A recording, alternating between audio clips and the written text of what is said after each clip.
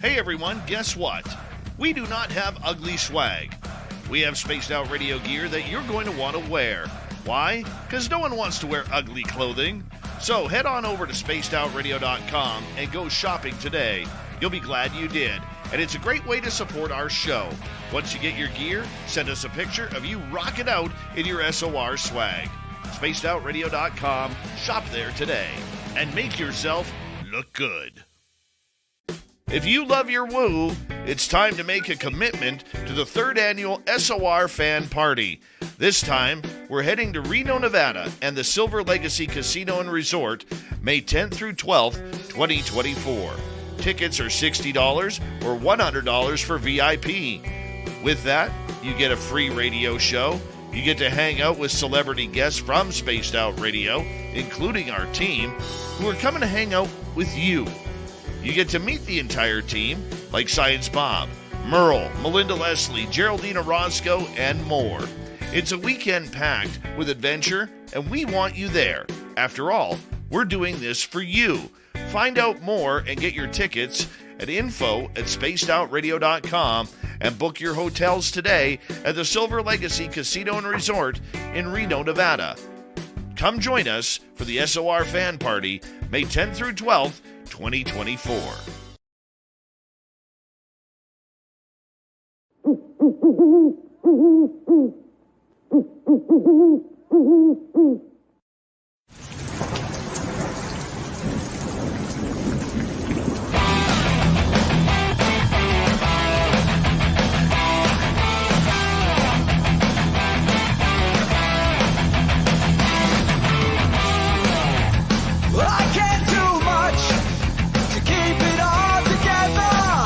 I'm not a good pretender, I never could live a lie.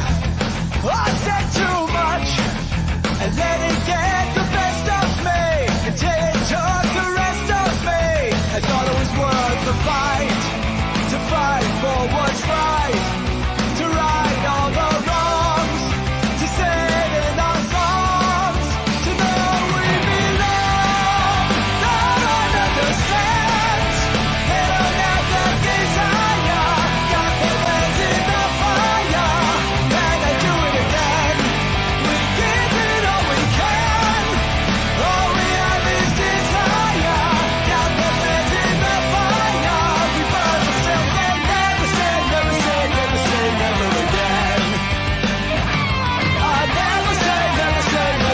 Never again.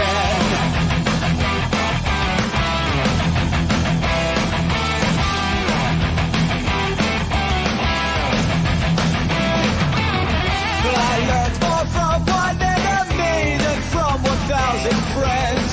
That heaven takes care of the fools and scoundrels in the end. You learn more from one lie than from 1,000 truths. Yes. Greetings, space travelers. Welcome home. You've just tuned your dial to Spaced Out Radio, the only place where you can own the night. And you will be broadcasting tonight on the terrestrial affiliates across North America and digitally on TalkStream Live, KPNL, and Odyssey Radio. Remember, you can access our archives for free at youtube.com/spacedoutradio. While you're there, please consider hitting that subscribe button. Don't forget to hit us on Twitter and Instagram at Spaced Out Radio and at Spaced Out Radio Show. Our website is spacedoutradio.com, where the options are endless. You can stay up to date with the SOR Newswire, get some official Spaced Out swag, plus rock out to some Bumblefoot and oh so much more. Thanks for coming on in today to the show. We do appreciate you guys showing up for this after hours on this Sunday night. Let me go ahead and jump in the Chizat and see who has joined us tonight. We're going to have an awesome show. We have the legendary Swamp Dweller. You guys know who Swamp Dweller is. Been a part of the channel for a while. A lot of great stories that we've heard through there. So I'd be glad to be able to speak to the man behind the stories today. Let's go ahead and jump into the Chizat and see who we got, what's going on here. Let me see. Goal position for tonight, according to my guy Race Fan, shows that Race Fan gets the goal for tonight. Deb from Sacramento comes in with the silver, and James Horn with the bronze. Thank you so much for coming on in, guys, and I do appreciate. Rob, your audio is a bit low. Let me move. Let me bring that up here. All right, is that better? How we sounding there? We sounding good? Thumbs up for good audio. Thumbs up for good audio. We turn the mic up. Thumbs up for good audio. Still low. Okay, thumbs up for good audio. We're doing good. Okay, great, great. All right, good, good. Thanks for catching that early, right? Do appreciate you guys, right? This is what the team is all about. This is why we play for the team, and the team. I do appreciate you guys having my back like that, because whoa, can't do a whole damn show, uh, with the bad sound. So let's go ahead and jump in here. Appreciate you guys once again. And okay, good. Well, still low. Race fan says still low. Are we good? Come on, can I get unanimous thumbs up on good sound before we move forward? Can we get these? Or one? Either one. One or thumb. It doesn't matter. Good sound. Still low. Still low. Still low. Okay. How about now? Crank the mic up. Are we doing good? We doing good tonight on Spaced Out Radio? After hours? Is the sound good on Spaced Out Radio? I don't. Okay. Let me dibble real quick here. Yeah. See, some say sound is perfect. A little more. You guys are behind 10 seconds, so let me do this. Beautiful sound. I like that. Okay. Because I got my mic up. Sounds perfect. We'll give it 10 seconds to make sure. 10, 9, 8, 7, 6, 5, 4, 3, 2, 1. Okay. All right. Either someone's trolling me or we have an actual issue here. All right, let me turn that on. How about now?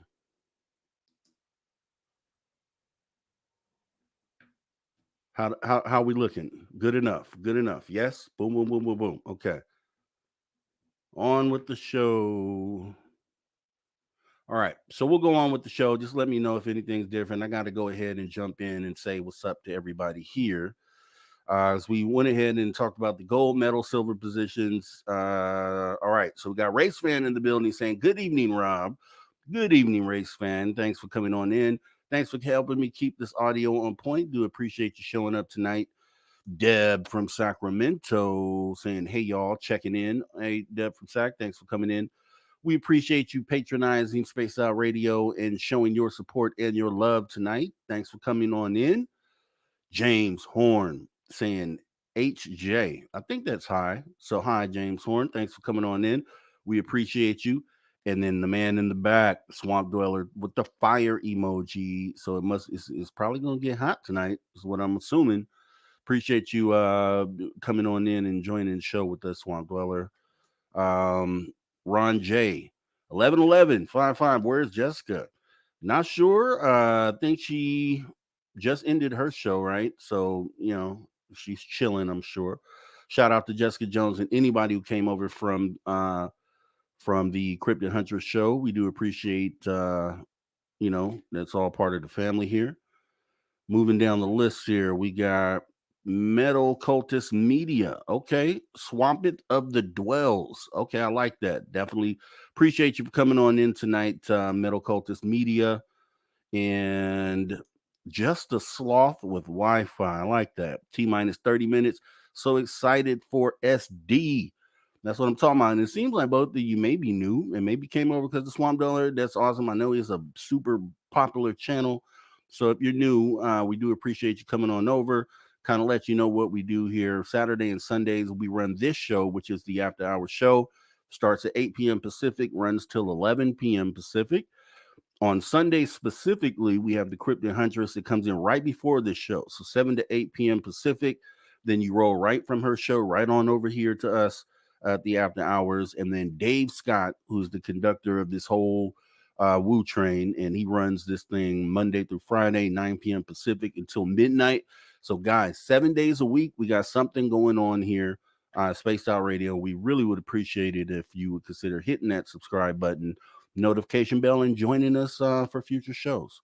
So thanks for coming on in. Just a Sloth with Wi-Fi. Getting down the list, we got Roger Murray dropping knowledge bombs always from Roger Murray, May 7th, 1920, 104th birthday. Father of UFO research, Robert McDonald died June 13th, 1971 by unaliving himself. Wow. Didn't know that. And I do appreciate always when you were dropping those knowledge bombs, Roger Murray. That's what it's all about. Absorbing new knowledge, having conversations that help move the needle, like we talk about. And your input is always appreciated. Roger Murray, thanks for coming on in tonight. Tamoth, man, you never late. Oh, am I late to the party? Never late, Tamoth, man. Thanks for coming on in. Thanks for keeping it going in the chat. Eternity Eternal has stepped in saying, hi, Rob G. Hey there, Eternity Eternal. Let's go ahead and have an awesome show tonight as you get ready to jump into this new week. Once again, as we always say, we're going to put those positive energies out there to make sure that we're going to manifest yourself a great week as we lead into our trip to Reno, which we're going to have the live show. We'll talk about that more later. But do appreciate you coming on in, Eternity Eternal. And let's see here.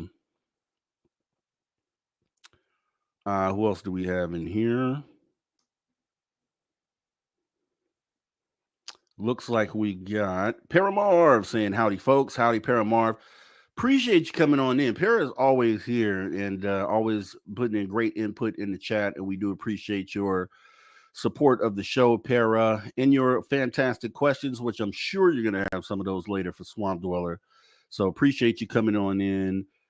Getting down the list here, we got Melvin from Mars. Hello all. And I may say a name twice. I'm going down the list, and sometimes that happens. But we do have Aloha Dave in here saying saludos a todos de Mexico. Thank you, Aloha Dave. Greetings to everyone from Mexico.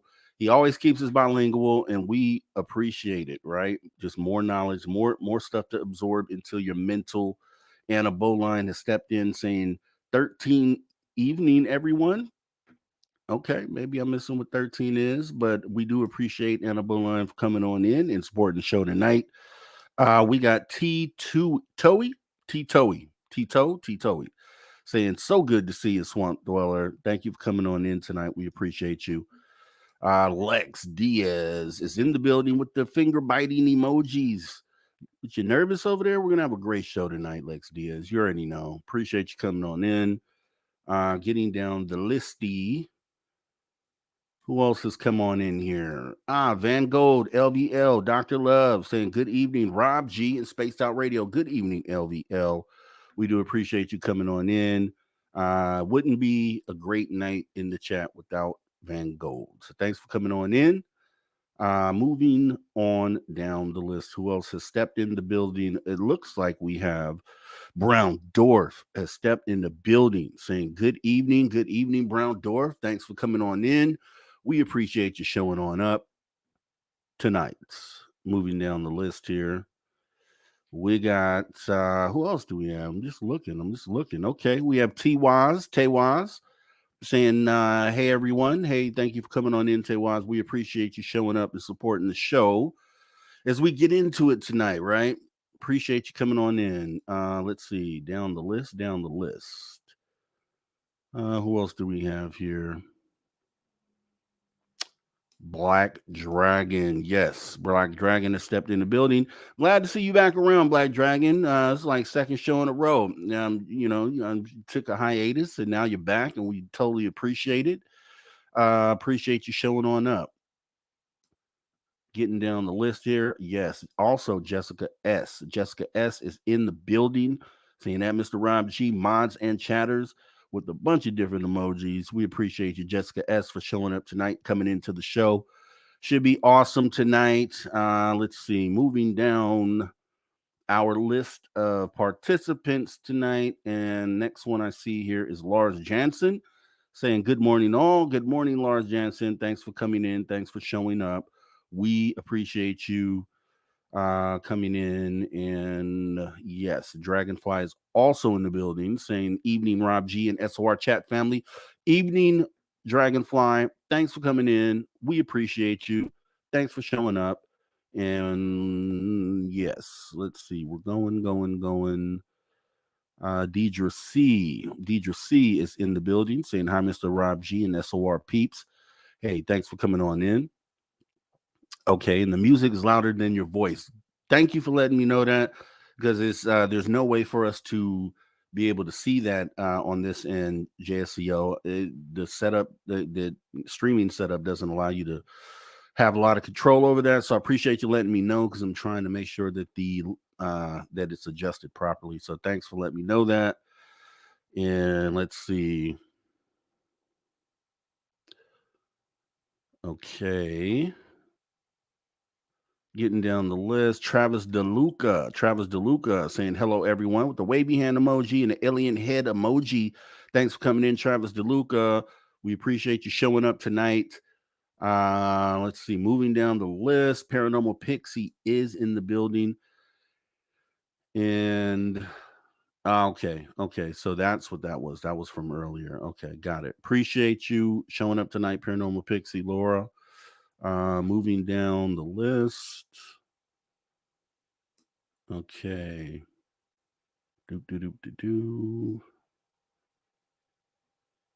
Okay. Yep. This is all the letting me know that we were low. Mimi. Okay, Mimi. Thanks for coming on in, Mimi. We appreciate you showing up tonight. Magneticus, Attractors. Long time no see, buddy. Thanks for coming on in tonight. Thanks for coming on in, sir. Hopefully that time machine is almost ready to go. We'll talk about that later. Moving down the list here. Okay, we are getting current. We are close to current. Let's see. We got See, JSCO. We got JSCO, but we did not get Brienne. Brienne with 2 thumbs up. Thanks for coming on in, Brienne. We do appreciate you. Magnolia V12 saying hi there. Hey, Magnolia V12. Thanks for showing up. Let's see. I know I said Aloha Dave, but I'm going to say it again because Aloha Dave is so awesome. Saying perfect. Thank you for coming on in, Aloha Dave. We appreciate you. Little Cam 51 from Twitch, viewing us from Twitch, and spring football's in full throttle. St. Louis Battlehawks still the #1 team. All right. That's what I'm talking about. Thanks for coming on in. And let's see. Okay. Kevin is in the building. What's up, blood? So moderator wants to be a cripple? Not sure what you mean there, Kev. Not sure what you mean there, but appreciate you coming on in and supporting the show tonight. Let's see. Doug Shelby's in the building. Yeah, man. I got our thing on 10 and it's still kind of shy. Okay. Thanks for coming in, Doug Shelby. The Doug Shelby. We appreciate you showing up. Puck Elf is in the building saying, sounds fine. Good, Puck Elf. Appreciate you coming on in. Always have great conversation in the chat. Andrew Hillier.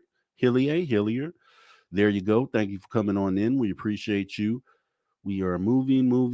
Warden Dragon. That louder and nice. Love it. Thanks for coming on in tonight. Appreciate you showing up. Moving. We got first super sticker of the night, which we appreciate, from Moonlight 0111. Appreciate you. Seems like a new name. If so, welcome. And we do appreciate you coming through tonight, Spaced Out Radio After Hours. Moving down the list, we got Hank Van Cranenberg saying hi, everyone. Hey there, Hank. Appreciate you showing up. We are almost there. Ginger Turtle 43. Happy Sunday, Rob and everyone. Thank you for coming, Ginger Turtle 43.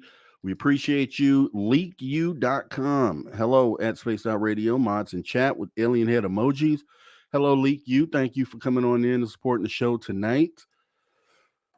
Somebody saying, let's go Oilers. That is not me. So not sure who would be rooting for the Oilers, but that's not me. I'm a San Jose Shark. If anything, if I had to go with hockey, it'd be a San Jose Shark. So yeah, let's keep moving down the list here. Da, da, da, da, da, da. That must be Dave. It must be Davey. All right, taking a look at this Nighthawk High Strangeness podcast channel. Nighthawk High Strangeness podcast channel. What's going on? Thank you for coming on in, saying, hey, brother, hello, everyone. Appreciate you coming on in.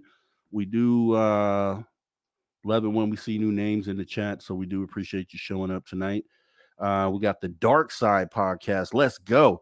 Okay, yeah, that's what I'm talking about. Celeste Atlas, let's go.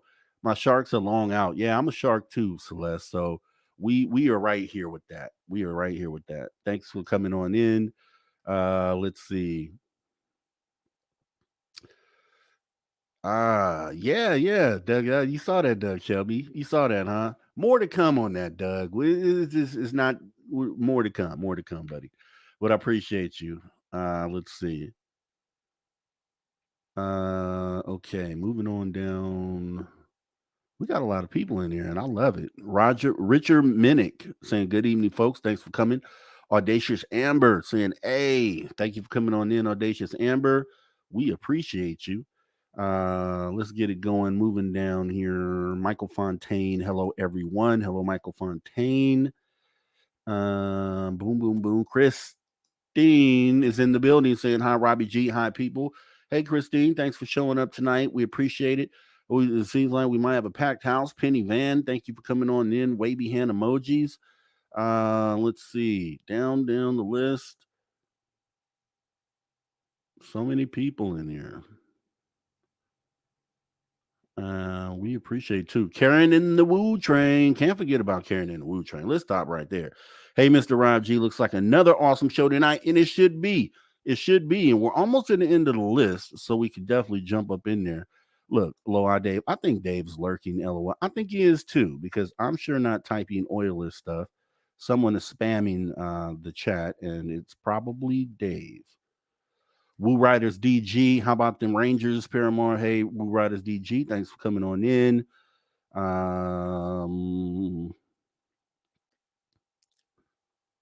Let's see. I promise we're almost there. 14, the movement. The Sharks color is called teal, FYI. Yes, it is. And it's a nice color. I like teal. Appreciate you coming on in. Operation Shutdown. Good to see Sweet Robbie G. Good to see Operation Shutdown has stepped in the building. We can get the show going. It's about to go down. We appreciate you showing up. And I think that's current. We are current at this point. So, yes, gonna be a great show. We got the awesome Swamp Dweller in the house. We've heard Swamp Dweller stories for years and years on this channel, right? It's definitely not we should feel familiar, although it's going to be great to actually talk to the person behind the channel and the stories. So do appreciate it. Somebody spamming the chat, Spaced Out Radio. It's got to be Dave Scott, Oilers and six. All this hockey talk, not under my watch, okay? Dave, not under my watch, Dave. No hockey talk. This is all. It's still NBA season here in the United States. We are still following NBA teams here in the United States. We don't have time for hockey here in the United States. FYI, that's a Canadian thing. We'll let you guys worry about that in Canada, as we in America worry about the NBA season. All right.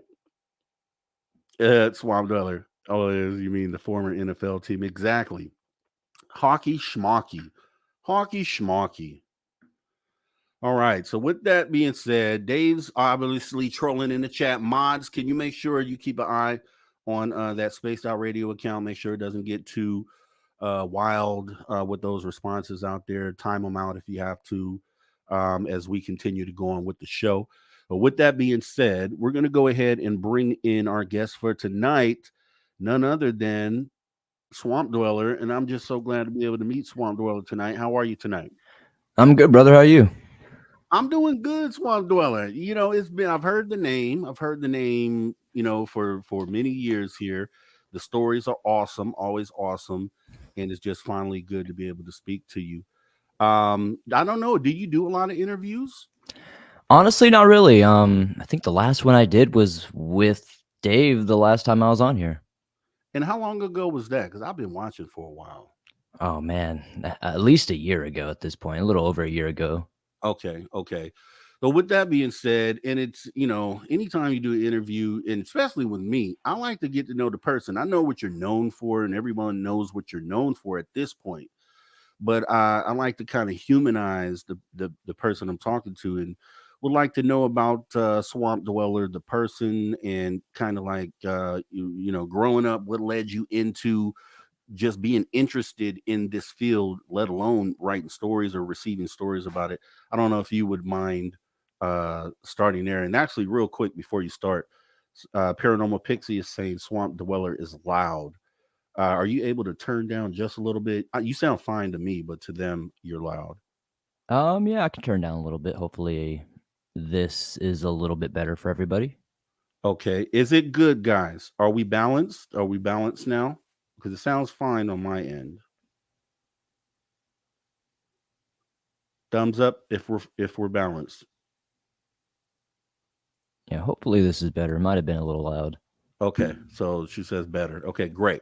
Yes, so if you're able to pick up like kind of what got you into this, because there's we all grew up on science fiction and that sort of thing, but like I've never had any experiences to kind of connect science fiction into reality until I got older here, literally within the last couple years. So what was it for you? Was it the same, or did you have any experience growing up that led you into this field, or what how would you lay that out? Well, I wouldn't say this was like something that I was like ever like I guess like physically conscious of being interested in, but as far back as 7 years old, I can think of weird stories that I could share with you that don't make any sense, are hard to explain, and kind of just constantly have me scratching my head when I think back on them all these years later. And all these weird experiences, growing up, I kind of just forget about them. You know how kids are, we're living day to day. But as I got older, I started to realize that, like, hey, this is like a deja vu moment. I started having these moments to where it's like I feel like I've experienced this before. And growing up in the deep South, whether it be Tennessee, North Carolina, Florida, I lived in a lot of really old homes that were built in the 1910s, 1920s, even some 1880s homes and stuff like that. And I just started to have a lot of really weird experiences, and especially in my teen years, and it just kind of led me to this fascination with like the macabre and just things that are unexplained. I just love a good like mystery. It's something, it just feels like a puzzle piece to me, to where it's like you got to like put these pieces together, and sometimes you just can't ever find the right piece, and that's the thing that makes me I feel like really enjoy that type of stuff. Yeah, I mean, it's all, but behind a great story. I mean, it's something that makes you, and that we had a show, Dirty Filth was a guest on, and we talked about how art, it's kind of like a non-verbal sort of translation of the message that he's putting on paper. But then when you go to something where it's like voice only, it kind of leans into like talk radio and just the ability for a person to listen to a story that's well put together and be able to visualize the images that are being portrayed, and you do that very well with the way that you retell a story. So did were you a storyteller, author growing up in school? Did you write any books or anything? Like what kind of tied you into the story aspect of it? The ironic part about it, honestly, is that I've grown up with a speech impediment. My dad also has a very bad speech impediment, and I was absolutely the worst reader in school. I would get made fun of a lot, actually, because I had a very thick, Southern drawl when I grew up, and it took a lot of training for me to physically not talk like, "Hey, y'all," you know what I mean? So I had to like physically like fight that, but with a speech impediment on top of it, I just sounded like I was illiterate most of the time in high school. And I got a lot of people who, give me a hard time for that and whatnot. So when this whole thing took off, it was kind of like, I don't know, it was like a shot in the dark type thing. It was definitely not what I was going for, but it turned into this. And I kind of just leaned into the sense to just like a lot of these stories I can relate to. I have personal experience to where I can imagine how they felt, that goosebumps feeling, that Mhm. feeling in your chest, especially that confusion to where you're in like that fight or flight, but you don't know why. And I kind of just lend those experiences that I've been to and just try to put them into the stories and tell them as if I were experiencing them. Yeah, and I'm glad you said that because the way it comes across, and I just to start off, I appreciate anyone that's in a space where they are creating things artistically, and you're the part that you're receiving stories, but the ability to retell those, I think, is the artistic part of it, because anyone can read a story, but to be able to have the feeling and emotion portrayed for the reader to be able to portray that is a talent in itself. So it just so happens that did you have any former training in voice, storytelling, or the ability to express emotion through stories? Again, kind of an ironic part. Like, no, I had a lot of issues, like I said, growing up with speech impediments and stuff. And my parents were always super concerned because I always sounded super monotone, like I wasn't interested and stuff like that. And as I got older, I think I just kind of eventually fell into a natural voice. And it's kind of this like my natural talking voice now, where people are always like, "You're super Mm. animated, bro. Like, you're super animated." And it's just kind of just how I am at this point. But I think it's just something that came with practice. And I'm on year 8 of doing this now. So it's kind of just, you do this every single day. And I've been working on it. And when you hear like my first videos, you'll definitely be, okay, this guy doesn't quite know what he's doing. But now I think it's kind of just like a muscle. I've kind of gotten so used to it. It's become like second nature to me. And it's just something I'm so passionate about that I think that it just makes me put that extra effort onto it. Yeah, I mean, and you have a super successful YouTube channel. I mean, you have over 300,000 subscribers, which is bananas. But it makes sense though, because the type of content that you do is like an evergreen content, something that you can fall back on. A great story is always valuable and interesting for anyone. I mean, at any time, and you just sit back and kind of close your eyes and listen to these stories. What type of feedback are you getting from your viewers? Like, well, I know they have to love it, obviously, with the numbers that you have. I'd say it's always been overwhelmingly positive for the most part. Now, there's definitely, hate Trolls. comments. There's Yeah. definitely trolls. There's definitely people who give, constructive criticism. And then you got the people who just, say negative things and say negative things. You're not going to be everybody's cup of tea. And, you can't. I think that's something that I had to learn real quick when doing this whole thing, especially when things just started to blow up out of nowhere, where it's just like, I've got all these people saying so many different things to me, and it kind of just it's not one of those things to where I ever had like an ego problem, but I think it definitely had me. I think I used to care too much in the sense to where like you would Mm. see like a negative comment and then you'd have to like feel like you need to defend yourself and stuff like that. And I feel like I've kind of gotten to a point now to where I see everybody's feedback and I understand it and I don't take it so personally. And I get that the content's not going to be for everybody. And, Mhm. I've seen an influx like recently where it's like, oh, this is an AI voice. And, people are going to believe that, but, it's just that age, you got a lot of different technologies out there now and a lot of different types of content. And, there are a lot of AI voices out there. So I get it. But, like if this was like 2, 3, maybe even 4 years ago, I probably would have been incredibly offended by that. Yeah, I mean, and I think it's needed where, this space that you're in is for, and it's obvious by the numbers that it's needed, but just my personal feeling is that it's definitely needed because, you have experiencers, like we could bring experiencers on stage right now, but they in the moment may not really be able to articulate their story very well or even have the voice that would be able to kind of resonate with a viewer in order for that story to be received correctly. So it's like you being that middleman or that conduit in like I know Lon Strickler does the same. There's a few other people I know that are in the same space, and they all have that ability to be able to make every story resonate and make every story be received I think probably way better than if the experiencer themselves told the story. So it's for sure a needed thing in this space and it's appreciated. Where do you see, like, what is your goal for the channel? Obviously, it has to be amazing to have all these things sent into you, but what do you plan on doing with the catalog? Is there an end goal for the channel? It's definitely something I've been thinking about recently. It's we're coming up on a decade of doing this. We're on year 8, so we're not too far off from that 10-year mark. And I've been thinking about either putting together maybe a book of these experiences, or just maybe putting out which is probably more likely what I would do, is just put out this really epic marathon where I reread kind of a bunch of classic stories and kind of just go over the stories that really made the Swamp Dweller channel what it is. Um, Including, like the Letters from a Cryptid Hunter series and stuff like that, and just kind of put the quality that I have now onto the stories we put out a couple years ago, where the production might not have been as good. Um, I don't know if I necessarily have a goal as of right now. I'm kind of just in one of those moments to where I'm going through a transitional period in life, and just kind of trying to figure out, kind of what I do at this point. I'm kind of in a weird spot. I'm 28 years old. I'm getting close to that 30-year mark.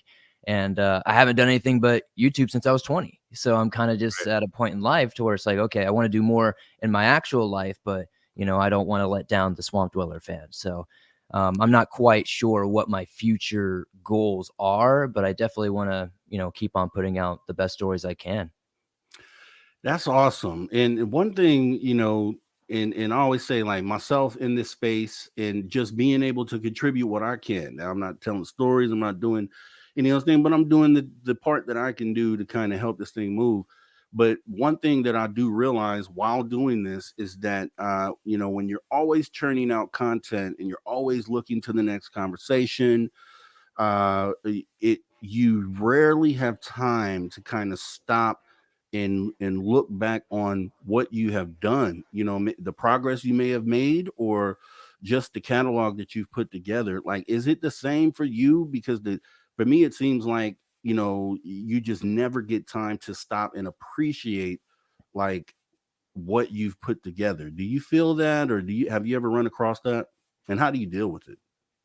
Yeah, definitely. That's been probably the biggest battle of, this whole thing is, when I first started, I was kind of alone, living in my car, just kind of, recording when I can, just doing my thing. This was just something that kind of gave me that escape.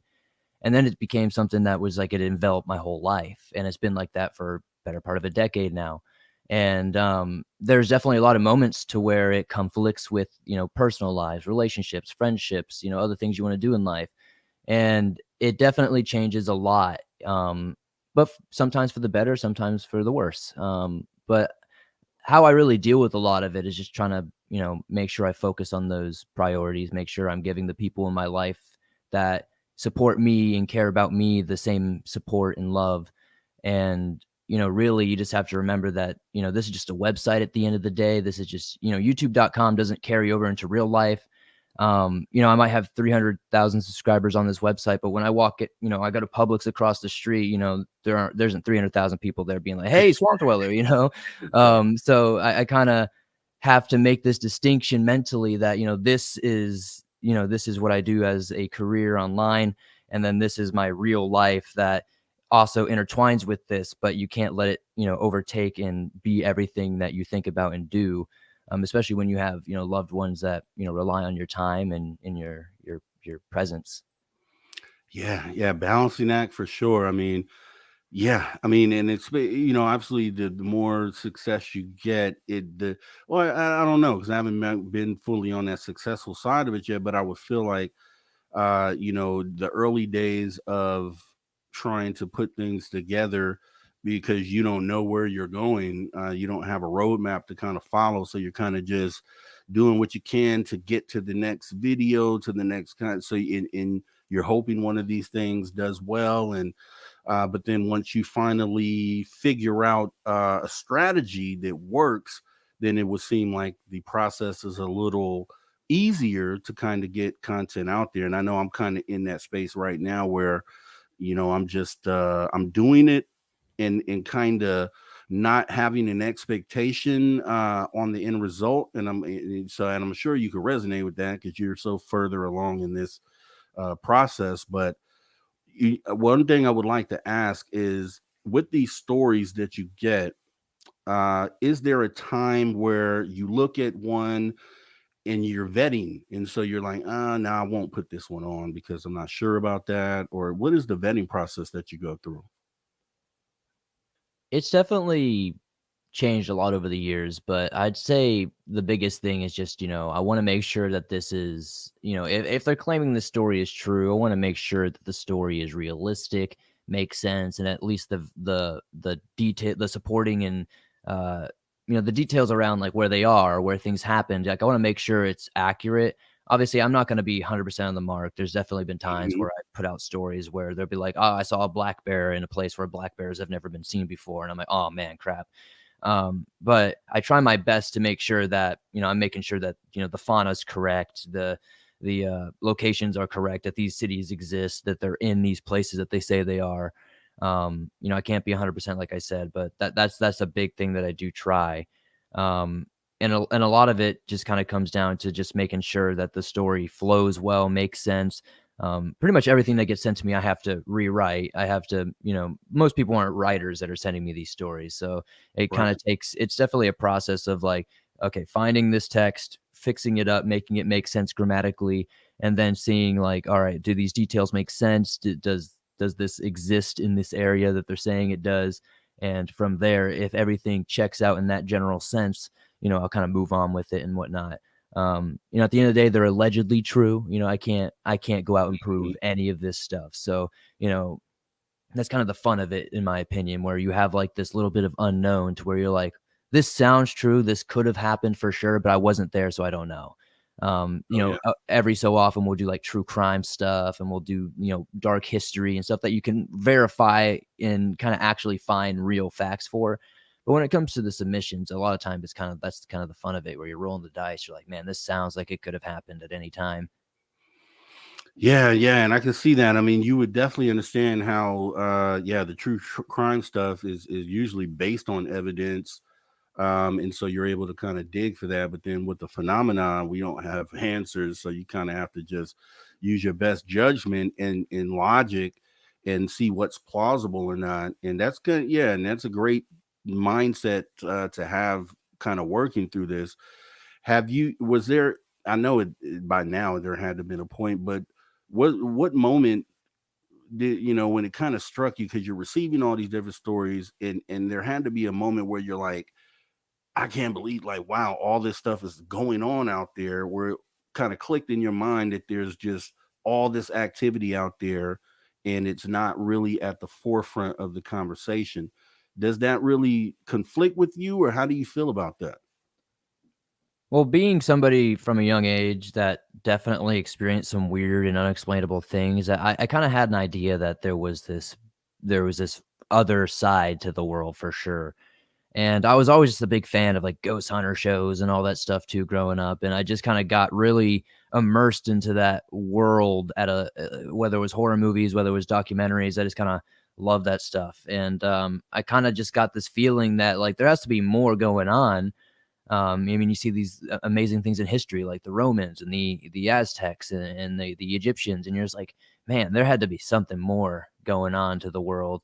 And all these civilizations have come and passed. There's no way that the world's just like they're just gone. Hmm. There's so much energy out there, and from the things I've experienced, and then as you mentioned, I just get this overwhelming flood of stories. Probably I'd say at least close to 10,000 stories or more over the past 8 years sent into the channel.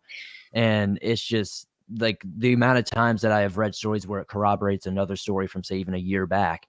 It just makes me feel like, sure, people could just be having mass delusions. Sure, people could just be sending in what they think people want to hear on the channel or whatever. But then you also have to think about it. Well, if all these people are experiencing very similar things, if not the same thing, there might be something to it. And even when you come to like the greatest fairy tales or anything like that, it always comes from a grain of truth. So whether or not a Bigfoot did a backflip and slapped your dad in the face, there might have been a grain of truth to where you saw something that you couldn't explain that night. And that's kind of Yeah. where I'm here to try to get to the bottom of that, really. Yeah, definitely. And I, like I said, another thing I appreciate is anyone who catalogs data, and this would be a perfect example of that, because it when you put together a substantial database, and you have it open to the public in the way that you do, then it allows for other people to access that and kind of validate the claims that are being made in there. And I think that is just so helpful in figuring out what exactly is going on. Have you, with the amount of data that you have received or captured, are there any patterns that you see across the story, like, yeah, this ends up being something that people say all the time about this particular thing? Is there anything that has formed a pattern that you could talk to? It's very hard because some things are super sporadic, but something that comes to mind right off the top of my head is like the whole skinwalker phenomenon. Whether it's in Navajo territories or whether it's somewhere in the random Canada or something, it all seems to really kind of turn into like a tumultuous time in people's lives, turmoil, mental instability, not in the sense that like they're crazy or anything, but emotional instability, stuff like that. Um, and I noticed that like a lot of the times the theme is like these people are going through hard times in their lives. And that's when they're going through some of the more horrific things. Um, but I've also noticed like when it comes to like Bigfoot encounters, it's kind of very similar, but on the other spectrum. A lot of times people are going through a more positive time in their life, and then they have this experience with a Bigfoot, and it kind of puts them onto this weird middle ground path where you're kind of like you don't know how to, a lot of times people don't know how to express themselves or get through an encounter with things like that because it wasn't expressly negative and it wasn't necessarily a dangerous encounter, but it was something that they never thought they would ever see in life and didn't believe could ever exist. um, but the emotional state of people is something I noticed a lot in these stories when it comes to cryptids and the paranormal. There's a lot of tumultuous times going on, whether it be positive, whether it be negative. There's a lot of emotions, involved into these stories, whether that's something that actually, makes the encounter, what it is, or if it's just something that I happen to be latching on to. It's just something I've noticed. So, and that's great. And shout out to W Decker. Appreciate the awesome super chat saying, "OMG, how did he know that a Bigfoot did a backflip and slapped my dad in the face?" Thanks for a great show, guys. We appreciate you, W Decker. Thanks for that. And with that being said, I kind of want to look at, with the stories that you received in your personal experiences with phenomena, is there anything that you have experienced that you had then received a story about and it kind of aligns with some of the things that you've seen? Oh, definitely. There's a story I've shared on the channel a few times. That's my personal story. Viewers would probably know. It's called the footsteps on my. I think it's called. I call it like the phantom footsteps on the roof, something like that. So I lived in this cabin that was built in 1802, middle of nowhere, Tennessee, right outside of Maryville. For all my East Tennessee friends out there, we were probably like 2-3 miles away from the nearest neighbor. We lived on top of this hill. We had like a mile long driveway that went up this long hill, and there was this one night where me and my two brothers, we were home alone. We decided to play manhunt, but we were too scared to go outside and play manhunt. Manhunt essentially is just a kind of a kind of, I guess, beefed up hide and seek. And so I decided to go hide on the roof. And, we had this metal roof to preface, and it was, you could hear any little noise, acorns, whatever, hitting it. And I decided to go sit up there. And it was early fall. It was just starting to get really cold, and we had this slight breeze, and the leaves were starting to fall and all that good stuff. And I remember just listening to the wind, the leaves rustling, some hitting the ground every so often. And then everything kind of just stops. Like the wind stops and it just gets deathly quiet. And I kind of didn't really think about it at the time. I was probably 16 when this happened, 15 probably. So I didn't really know much about any of this stuff and predators or, anything where things would just go quiet. And I was sitting up there for a minute and I hear what sounds like hooves land on the far side of the roof. Um, and with this metal roof, you could hear it's like chink, chink, chink. And I was like, wow, it sounds like the goats we have, because we had goats, we had pigs. We had cattle. We had all kinds of stuff on our property. And I remember just sitting there for a second, like, okay, that's weird. So I slipped back down into my room window. My brothers come up the stairs. They're complaining. They're like, hey, man, you can't go on the roof. That's cheating, all that. I'm telling them, like, hey, I say to my older stepbrother, I'm like, hey, so like, there's something on the roof. I don't know what's up there. You want to come, check it out with me, something along those lines. And he's like 6 foot, 200 pounds at the time, varsity football team. He's the tough guy of the family. I was like, all right, let's go up there. We get up there and, the breeze is slightly going and I swear it's just like a movie. It kind of stops again. It's, slight breeze still, but like the sound is gone. And we're both sitting there almost back to back at this point, and we hear what sounds like, again, these goat hooves land on the opposite side of the roof and kind of slowly but surely walk towards us.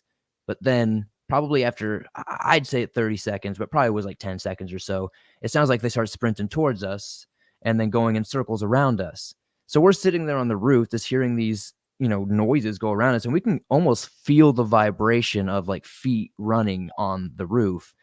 And we're just kind of like, all right. So I do the only logical thing that I remember seeing on like Ghost Adventures or whatever. And I put my arm out. I'm like, all right, let me see if it's cold. And I feel like this slight breeze going around us, and it's like super cold. And it's almost like staticky, though. It's almost like electricity. I'm like, oh, this is weird. I've like, now I can think that it's an energy going around us. But then I was like, this is strange. And then it sounds like it stops abruptly, makes this left turn, and then runs off and jumps off the roof into, this ravine. But like the side it jumped off was where our deck was. We had this raised deck. It was probably like 12 feet in the air. Our house was built on the side of the hill. So like that side of the house went down to the hill, straight down the hill. So this thing probably jumped in 100 feet or more down this hill into this, continuously down this ravine into a pond. But we don't ever hear it land. We don't ever hear any splashing sounds or anything like that. And after that, kind of anticlimactically, we climb back into the house and we just kind of just don't say anything about it. Wow. And that's been a story that I've shared a few times on the channel. It's just been one that sticks out a lot because I've heard a lot. I've gotten so many stories about steps on the roof, goat hooves in the house, stuff like that. Just very similar things. And it always just brings like this goosebump to me.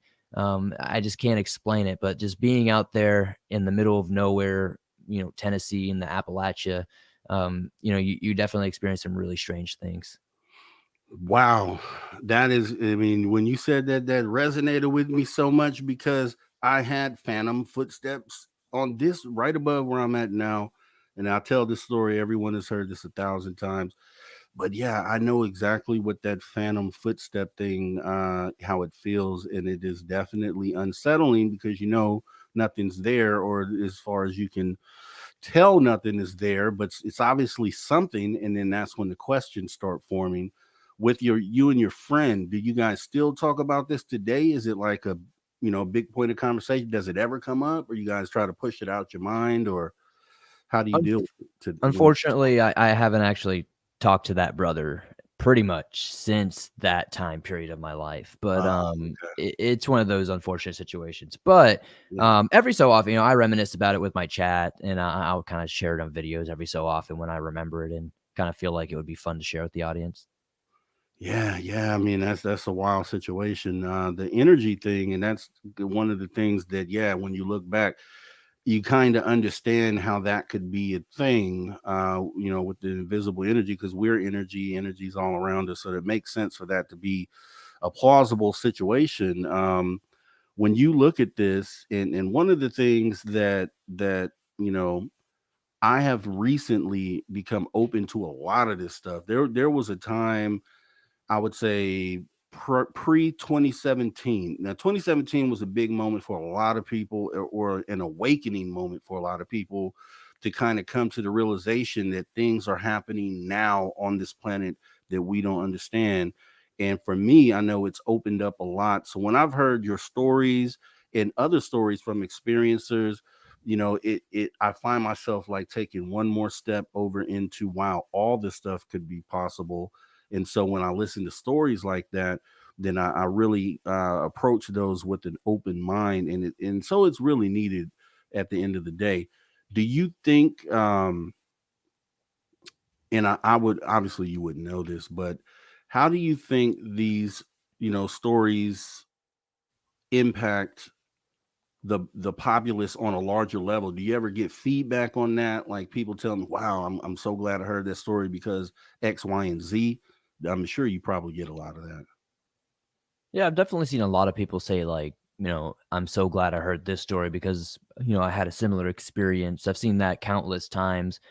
I have seen some people kind of talk about it on a societal level though, to where they're like, this has helped me become a more critical thinker. This has made me think about things in different ways, instead of just being, monotheistic in a sense about it. Like, hey, it has to be this one way. Like, I was taught growing up.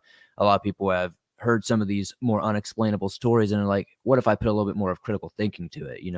The world is strange. And when you look at science, you see all these crazy things, so if truth can be strange, and a lot of times truth is stranger than fiction, if you can understand that and keep your mind open, you'll definitely start seeing and experiencing a lot of different things. Now, obviously I hear the other argument too. It's like, is that placebo or whatever? But I very much believe if you go looking for things, you'll find it. And if you go looking for the truth, I'm sure the truth will come find you.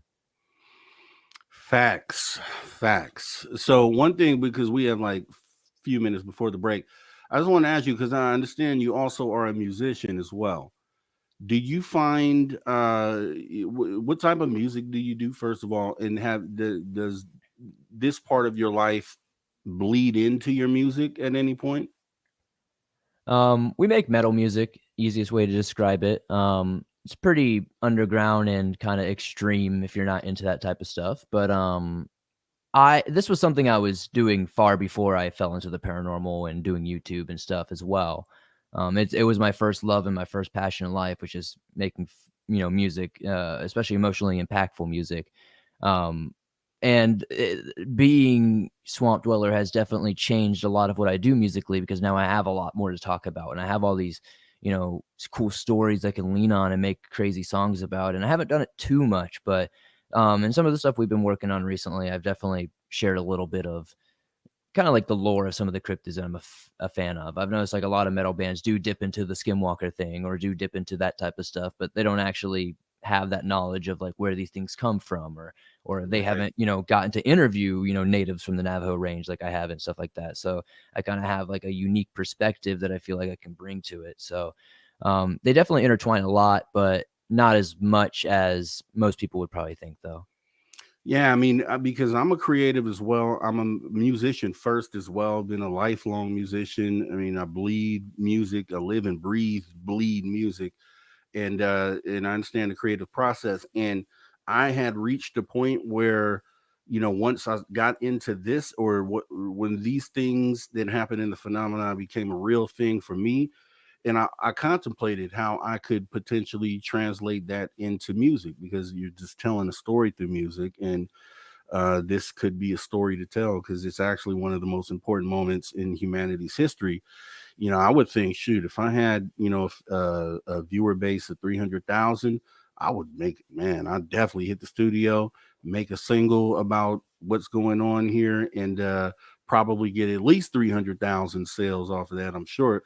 Because what I found is, I have a friend who has done that, who has kind of made a song or music about specifically what's going on in this phenomena, and it seems to resonate well with listeners or people who are within this community. So I think that's really just another form of getting that message out there, and another way for people to receive it. So I think it'd probably be awesome if you ended up doing that. Just one good song where someone who appreciates music or receives their gets their emotional fix from music, that might be a good avenue. And that's just musician to musician talking there. But with that being said, Swamp Dweller, we are actually at the end of the hour, so we're going to go ahead and jump into our first break of the night, and then we'll be back. We'll take a 5-minute break, and we'll be right back right here on Spaced Out Radio. You guys don't go anywhere, please. Conversations that move the needle. Conversations that move the needle. You're listening to After Hours with Mr. Rob G on the only place where you can own the night. Spaced Out Radio. Spaced Out Radio. You've tuned your dial to the right frequency.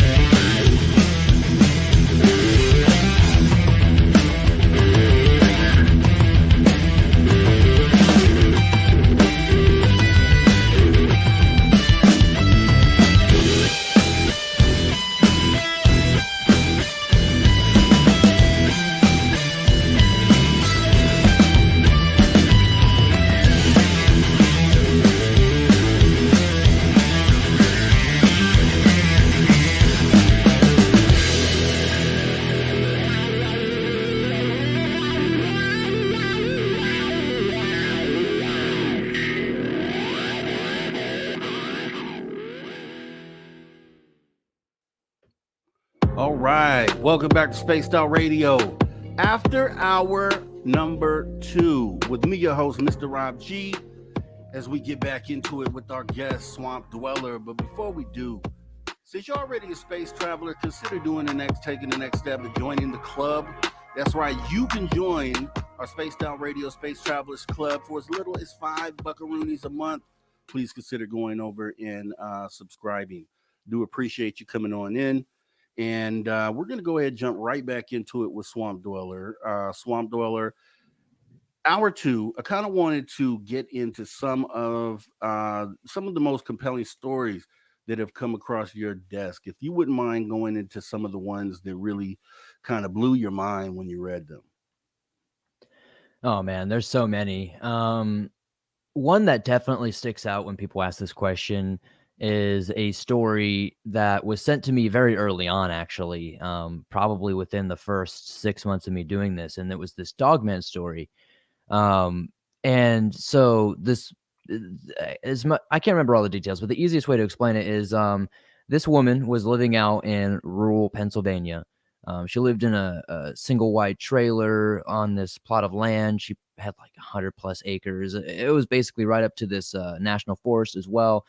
Just no neighbors around for miles. She was basically a hermit type thing, and she just kind of lived with her chickens, her ducks, and stuff like that. She had a few cattle, a couple horses, nothing too crazy. She started waking up, and there were all these crazy gash marks on her horse's hind legs. They're like 3 big claw marks. And she couldn't explain it. And she called game wardens. Everything was like, do you know what could explain this? They're like, maybe it's cougars, maybe it's mountain lions, something like that. So this keeps happening. She keeps finding marks on the sides of her chicken coops, duck coops, just on the sides of her buildings in general. She see these 3 scratch marks, and they were all pretty much the same, super distinctive. And she had tons of pictures that she sent me. Eventually she started finding what looked like big dog prints, looked like something like a German Shepherd, but like blown up like 5 times, like just a massive paw prints. And they were circling her house. So it went from kind of like from far away, attacking the animals that were out in the fields, coming closer, attacking the buildings that were closer to her home, and then eventually stalking the home itself, slowly making its way to the prize, if you will. And she was sleeping one night, and she just remembers waking up and just having this very distinct feeling of being watched, just this burning feeling like something staring at her with hatred.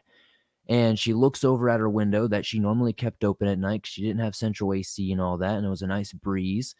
And she saw these deep amber eyes looking at her, and just this very slight growl. She freaks out. She always keeps a firearm next to her bed, and she immediately fires at the window. She doesn't know if she hit it. She never saw any blood. She never saw any indication that she did hit it, but she did hear what sounded like a yelp and this creature run. And it apparently was heavy enough that when it was running away, she could feel vibrations in her home. And that's like the first story that comes to my head. It was one of the first, probably within like the first 6 months, like I said, of stories that was sent to me. And it's something like every so often I'll just be up late at night editing stuff or whatnot, and I'll just think about that story. Wow. I mean, that's pretty heavy. So for you receiving these stories, I know you just, before you redo the stories or read them, you're reading them in your personal space, and you're hearing something wild like this. Does this change, and especially with the experience that you had, your own personal experience, when you're getting these stories, does it change the way that you feel about being safe, right? When you go outside or you go into the woods, do you ever second guess doing things because of the stories you receive, and then your own experience knowing that there's reality to the things that are being said? Sometimes. I think I've never really had like insecurity or being scared of going outside in the sense of like, am I going to run into this creature, or am I going to have some sort of encounter or whatnot? When I lived more in the rural areas where I was just super far from the populace, and like, you're going down the same road 30 miles before you see another road. Mhm. That I definitely felt more paranoid. But now being more in city environments and just there's being stuck in traffic 30 minutes every time you go anywhere, uh, Yeah. I don't really have that fear because I'm in this, quote unquote safety of the city. But there were definitely times where, sometimes it'd be late at night, you're going outside and you get a smoke or something, and you just kind of get a little creeped out because you've been Yeah.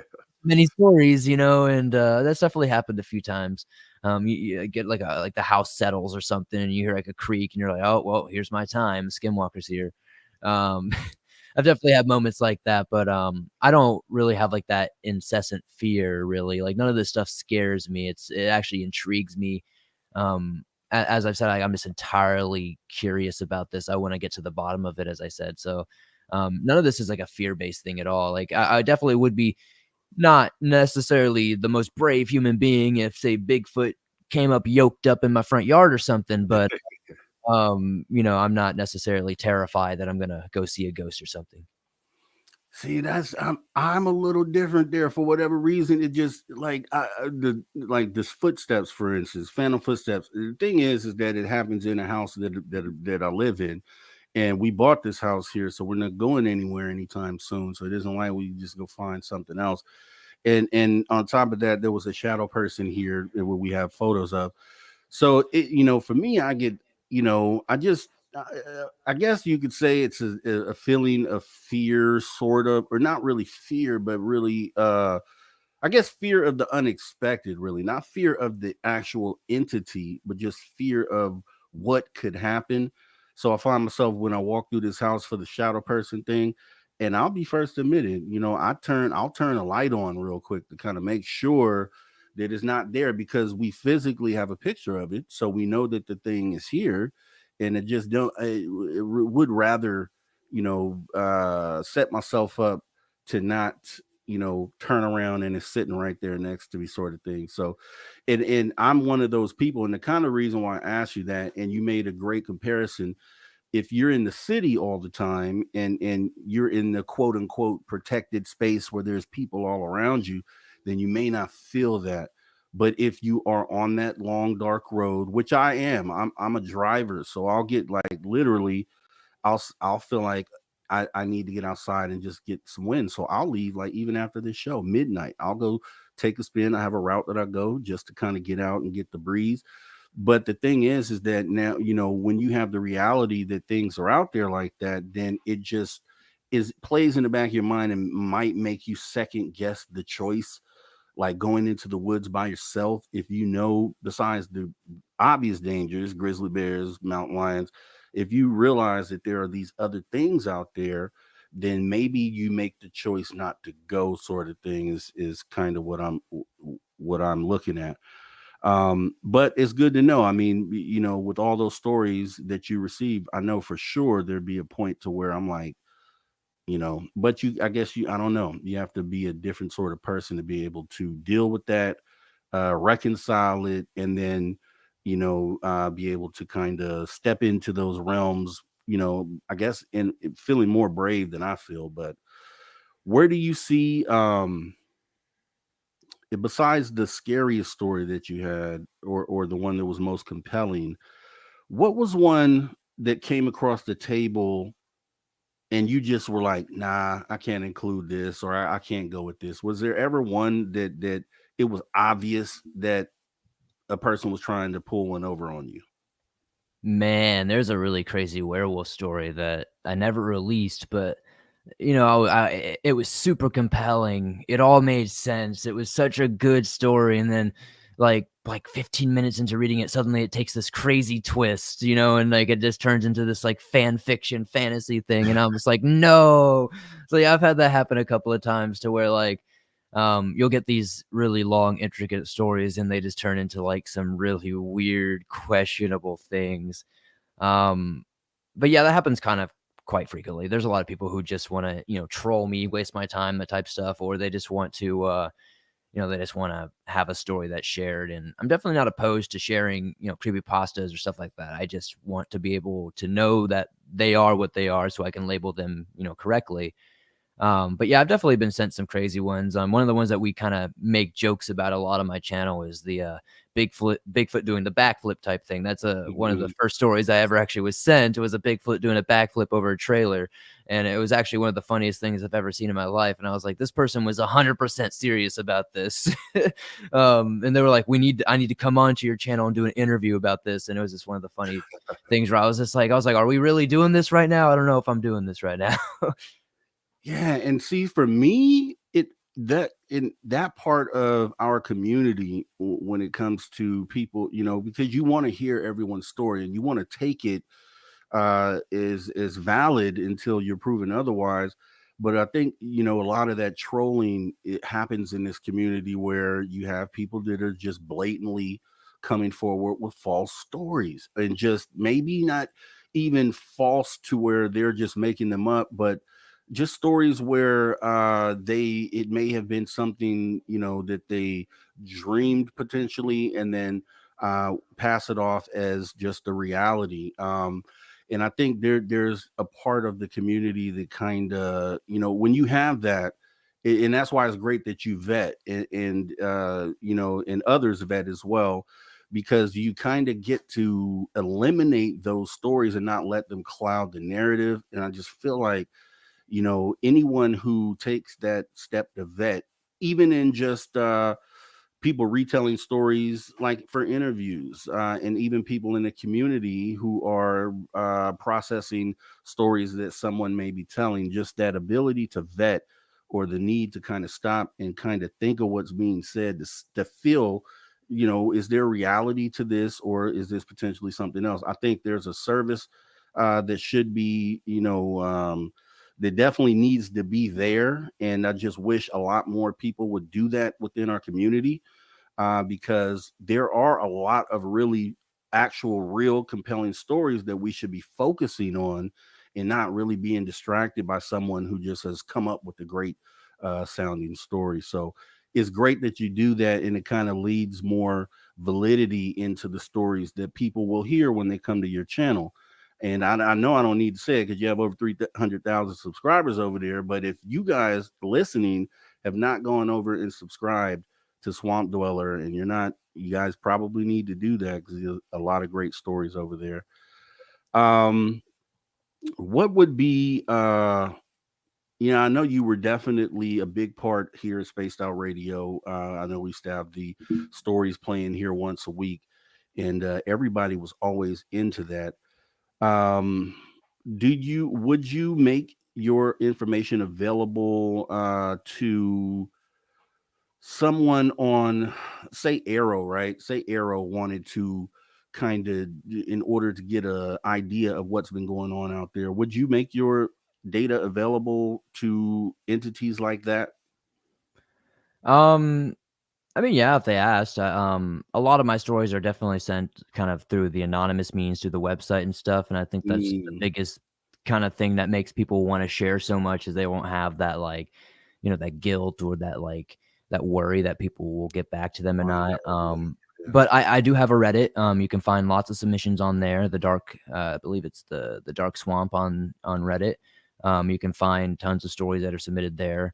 But yeah, people ask. I get people every so often that'll, send me emails saying they're doing a college paper for this, or they're researching into this, and they'd like to see if I have any stories or experiences or any episodes or something like that might pertain to what they're looking into. And I'm always happy to send them whatever I have. It's not like I gatekeep it in a sense, but Hmm. I don't have like a public place where I have all of them per se. And that's mainly just for the best interest of everybody's privacy. I know a lot of people, Yeah, obviously, they want Swamp Dweller to tell their story. They don't necessarily want it out there, because you have a lot of, vultures, if you will, who will just take stories and just read them and put them on kind the of. channel without permission and whatnot. And, I don't own any of the stories. So it's not more like I care. I just don't want other people's stories to kind of, get bastardized without their permission and whatnot. Yeah, it's a slippery slope, man. Yeah, I mean, the confidentiality is key.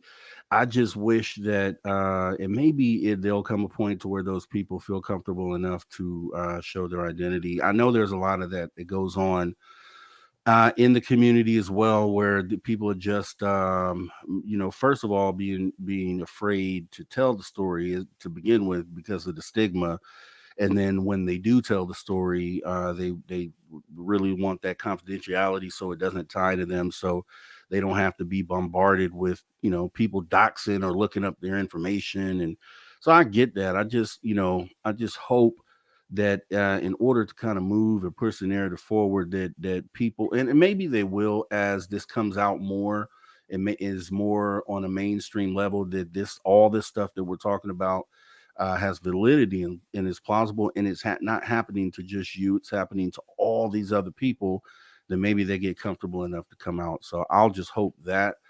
But kind of moving into your stories, as far as aliens go, right? Because we do cryptids and all sorts of things on here, but what would be your best, as far as what resonated with you the best, alien story that you have, like maybe an abduction or just any kind of encounter?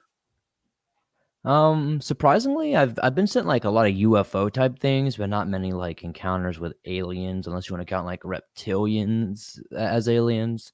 Um, but I could say like a documentary I did that really stuck out to me that kind of got me a lot more interested into the UFO thing and looking into aliens and other life out there.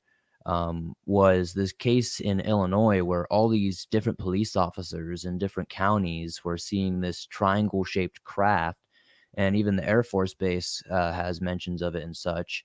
That was just flying over all over Illinois, and that was just kind of like a video I made that like just kind of like struck out to me because it's like how you have like multiple police officers, radio dispatch records Yep. of it. You got the Air Force even mentioning of it, and then at the end of the day, obviously you got your government officials saying, "Oh, it was just military drill, etc., etc." But it was just one of those things to where when you hear the voice clips of the officers on the radio, it's just like that doesn't sound like somebody who's seeing a military drill. It sounds like somebody who's seeing something they've never seen before. Yeah, that's gonna always be the go-to, and it's crazy because they know that we can't prove that the military is testing the aircraft, because we know that they do, but they'll use that as the fallback. Oh, it was just a military drill. We just did this, and they know that we can't prove that. How do you, when you look at the UFO landscape or just the phenomena period, what is your view on where we currently stand? Like, how do you feel about the conversation about the government interacting with ETs versus the whole outlook of what ETs have planned for us? Do you even get into that? Or if you do, what are your views on that? I definitely don't get as deep into it as a lot of the people who come onto the show, that's for sure. But I definitely think that, if disclosure is going to happen, it's definitely around the corner. And I feel like we've had a lot of, kind of minimum versions of that kind of happening recently, especially in the US and whatnot, whether it's distractionary to other things or whatever. I feel like it's just, I think the only thing that keeps me away from UFOs a lot and the aliens and whatnot is that there's a lot of political stuff that ties into it. Mm, And I just kind of, it's like, I'm not really a fan of that whole, like, it's this side or that side type thing. I'm more of a, what is this phenomenon? Let's try to understand it. Let's try to get to the bottom of it. Cause obviously we're not the only beings that live in this infinite universe that is allegedly still growing and never stopping. Right. So it's like obviously there's gonna be other planets, and you see scientists all the time talk about, oh, we found this mega Earth, 50 zillion light years away or whatever. So I'm like, if there's a mega Earth or 50 million other mega Earths out there, there's got to be other things. yeah. Now, I'm not so egotistic as a creature on this Earth to think that they would look like humans or whatever. Who knows what they would look like? I'm not, but I'm also not really of the mindset of, oh, these aliens are crazy advanced either. Like I think I'm in the minority of thinking like I just don't know what they are. I just don't know what it is, and I kind of just have that very strong stigmatic approach to where it's like I don't know, and I don't want to act like I know, and I Yeah. don't want to have a belief or a team or a side for something that I don't have any empirical evidence of. I have no idea. It's beyond my understanding. The closest I can say is I do believe that there are aliens. I do believe that there's intelligent life in the world. the closest I can think of is I don't know if space travel makes sense, but if they're interdimensional and can travel through interdimensional means, then makes sense to me. And that's about as deep as I probably really go with it. Yeah, well, I mean, hey, that's enough. If everybody took at least that perspective on it, then it'd be an easier conversation to have. But like you said, there's two sides that really, the extreme sides of this, where there's either an extreme believer that just believes everything people say, or if there's a hard skeptic that just won't even open their mind up to the possibility of, things outside of normal society being possible. So it's good that you take that middle of the road approach and at least have that perspective on it. When you're looking at these cryptids, and I've had different feelings about what's going on there. Do you feel from your research that those cryptids that are seen are things that literally live here full time, or do you feel like these things are like an interdimensional sort of thing as well? That's definitely a loaded question for sure. But I think personally, um, the thing that got me into cryptozoology was the fact that it was the study of creatures that we just didn't know existed yet.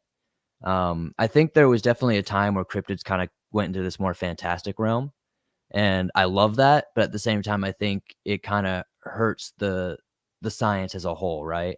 I don't think we're ever going to be seen more as a more than a pseudoscience if we just continuously, look down like the monster path, right? And Hmm. that's my favorite part of cryptozoology is back in the early days, we were looking for like these massive footprints of this creature, right? And now Bigfoot has gone from actually a Bigfoot to an actual realistic creature that could just be, anonymous to what we know now. Um, so we went from searching for monsters for searching for answers. And I think that's kind of exactly where I've always fallen through with this. I'm just looking for answers. I want to know. My favorite stories of cryptozoology growing up were like story of Pongo, the man-eating disastrous creature from the from African countries, and it just turned out to be great apes. Just turned out to be gorillas. Mm. And gorillas, they don't eat people, do they? So it's like, you get these, that's what I'm saying. Like everything comes from a grain of truth.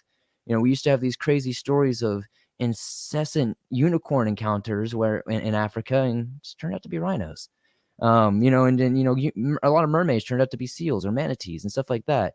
And Yeah. recently we discovered that the kraken exists. The colossal squid. These things exist. We finally can prove it, and that's the thing that I love a lot about cryptozoology is that we have these stories that all come from a grain of truth. But since a lot of these stories come from mythology, folklore, and just culture, deep ancient culture, that people back in the day didn't quite know what they were seeing. And now Right. that we have a little bit more hindsight to it, we can explain it.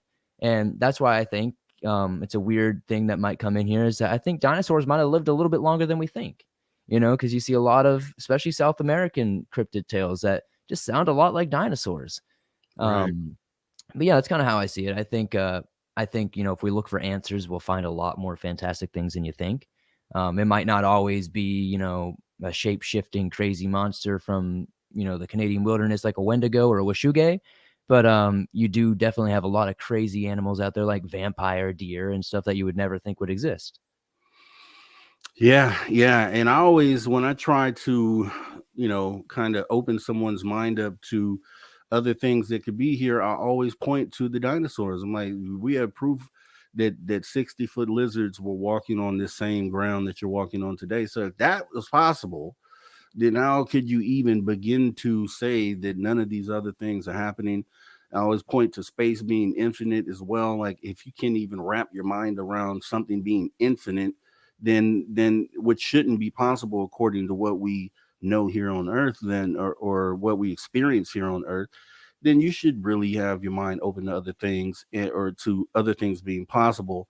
And then we interviewed a guy named Wild Trees yesterday, he's a microbiologist, and I saw him speak on something one time where he said that it could simply be us discovering a new species of something that we previously didn't know what that was there. And I'm like, okay, yeah, that could definitely be a thing, really, because we're just discovering, on a smaller scale, things that we didn't know were there, spiders and things of that nature. And truthfully, before, like you said, with the Kraken, and now we have the giant squid that we've found, and there's definitely, I think, a part of what is being said is potentially things that have been here that are simply just undiscovered, since we haven't even discovered or explored what 80-90% of the ocean for one, and then at least 10% of Earth land surface that we haven't explored. So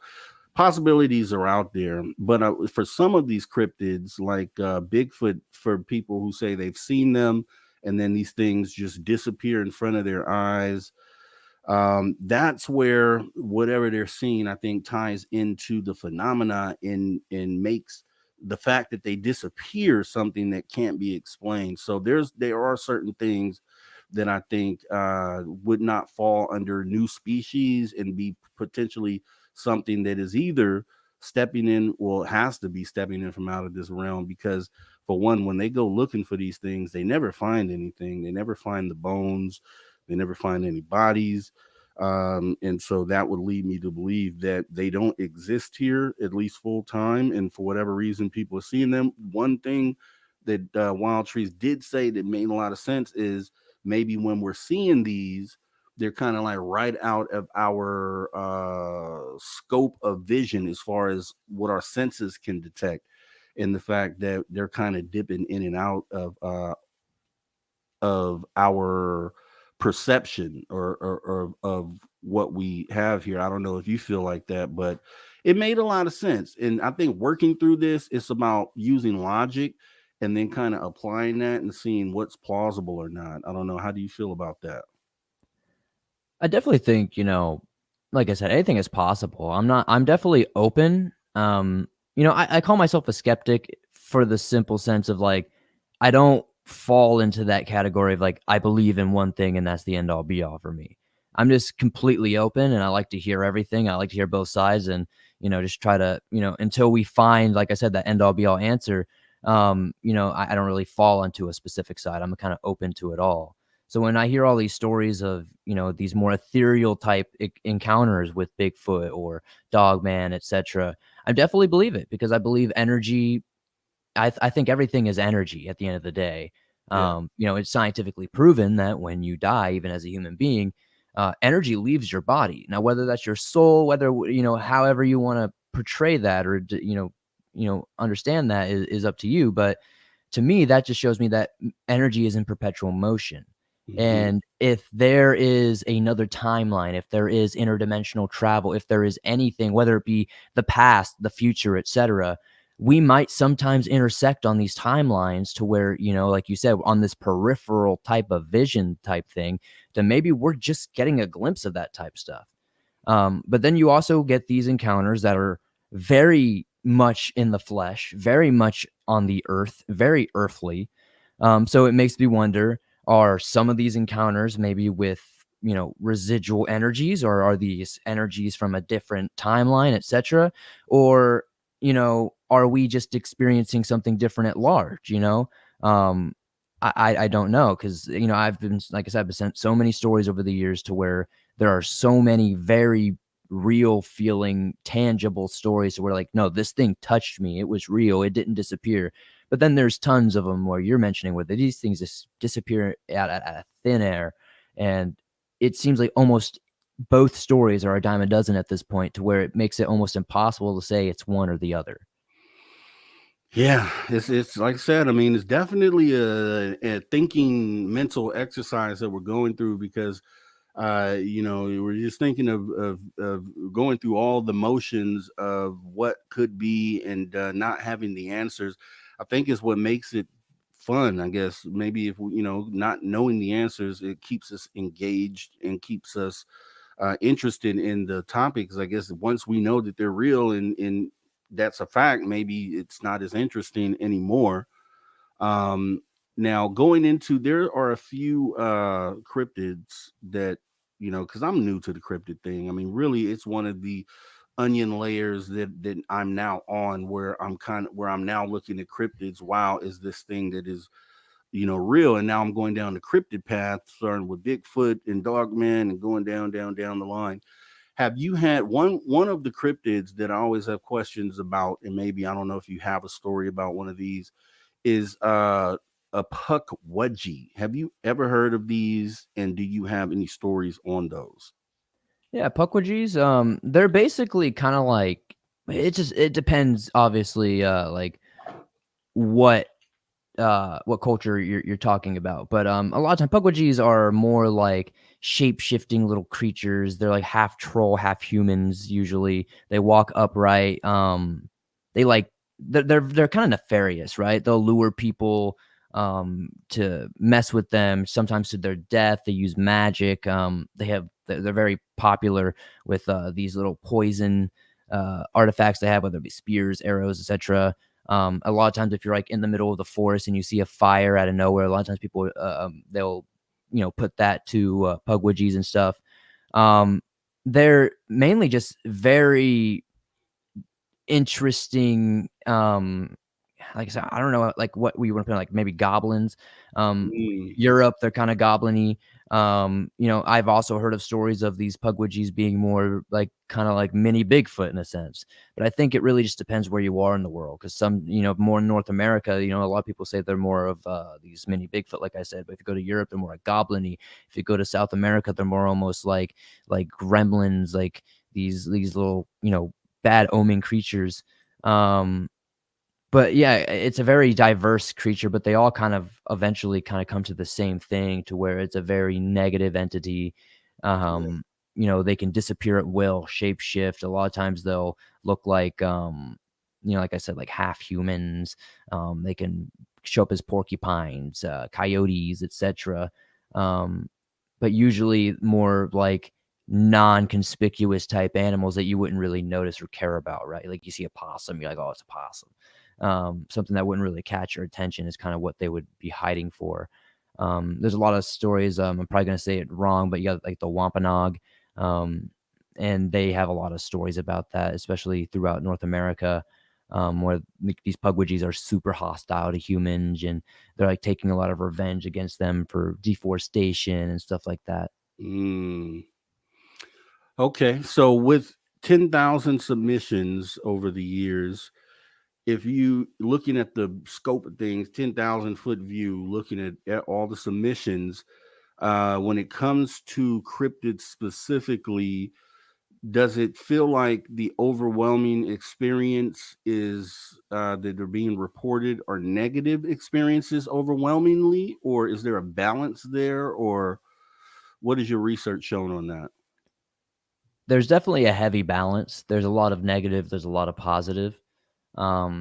It kind of comes in waves though. Like I definitely noticed that I'll get a lot of stories that are very negative, very aggressive. Like recently I've been getting sent a lot of aggressive encounters. If you guys are fans of those really like, oh my God, is this kind of going to make it out? Check out the past few Cryptid or Deep Woods episodes. They've been really crazy.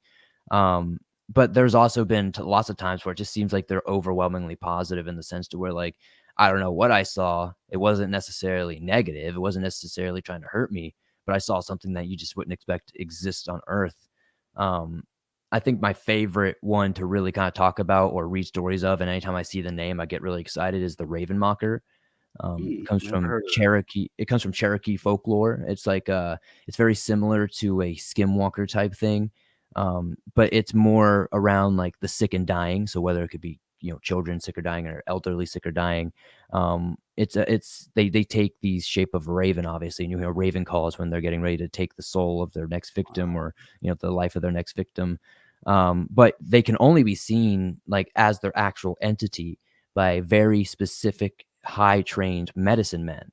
So they're invisible to me or to you, but say we get Papa Dave over here coming through, and he's this high leaning medicine man who is trained in these tactics. He can see them and fight them off and ward them off. But that's something that I love seeing stories on, because it has so much history tied behind it, to where like these things could have been real at one point. And I think something that a lot of people overlook in these stories is whether they're physical creatures or whether they exist on this earthly realm or whatever, the power of belief is incredibly strong. Yeah. And I think that's where we get this term placebo that comes from, right? or tulpas in a sense. Tulpas are these things that, like, if you believe in it hard enough, it exists, right? Like Slender Man type thing.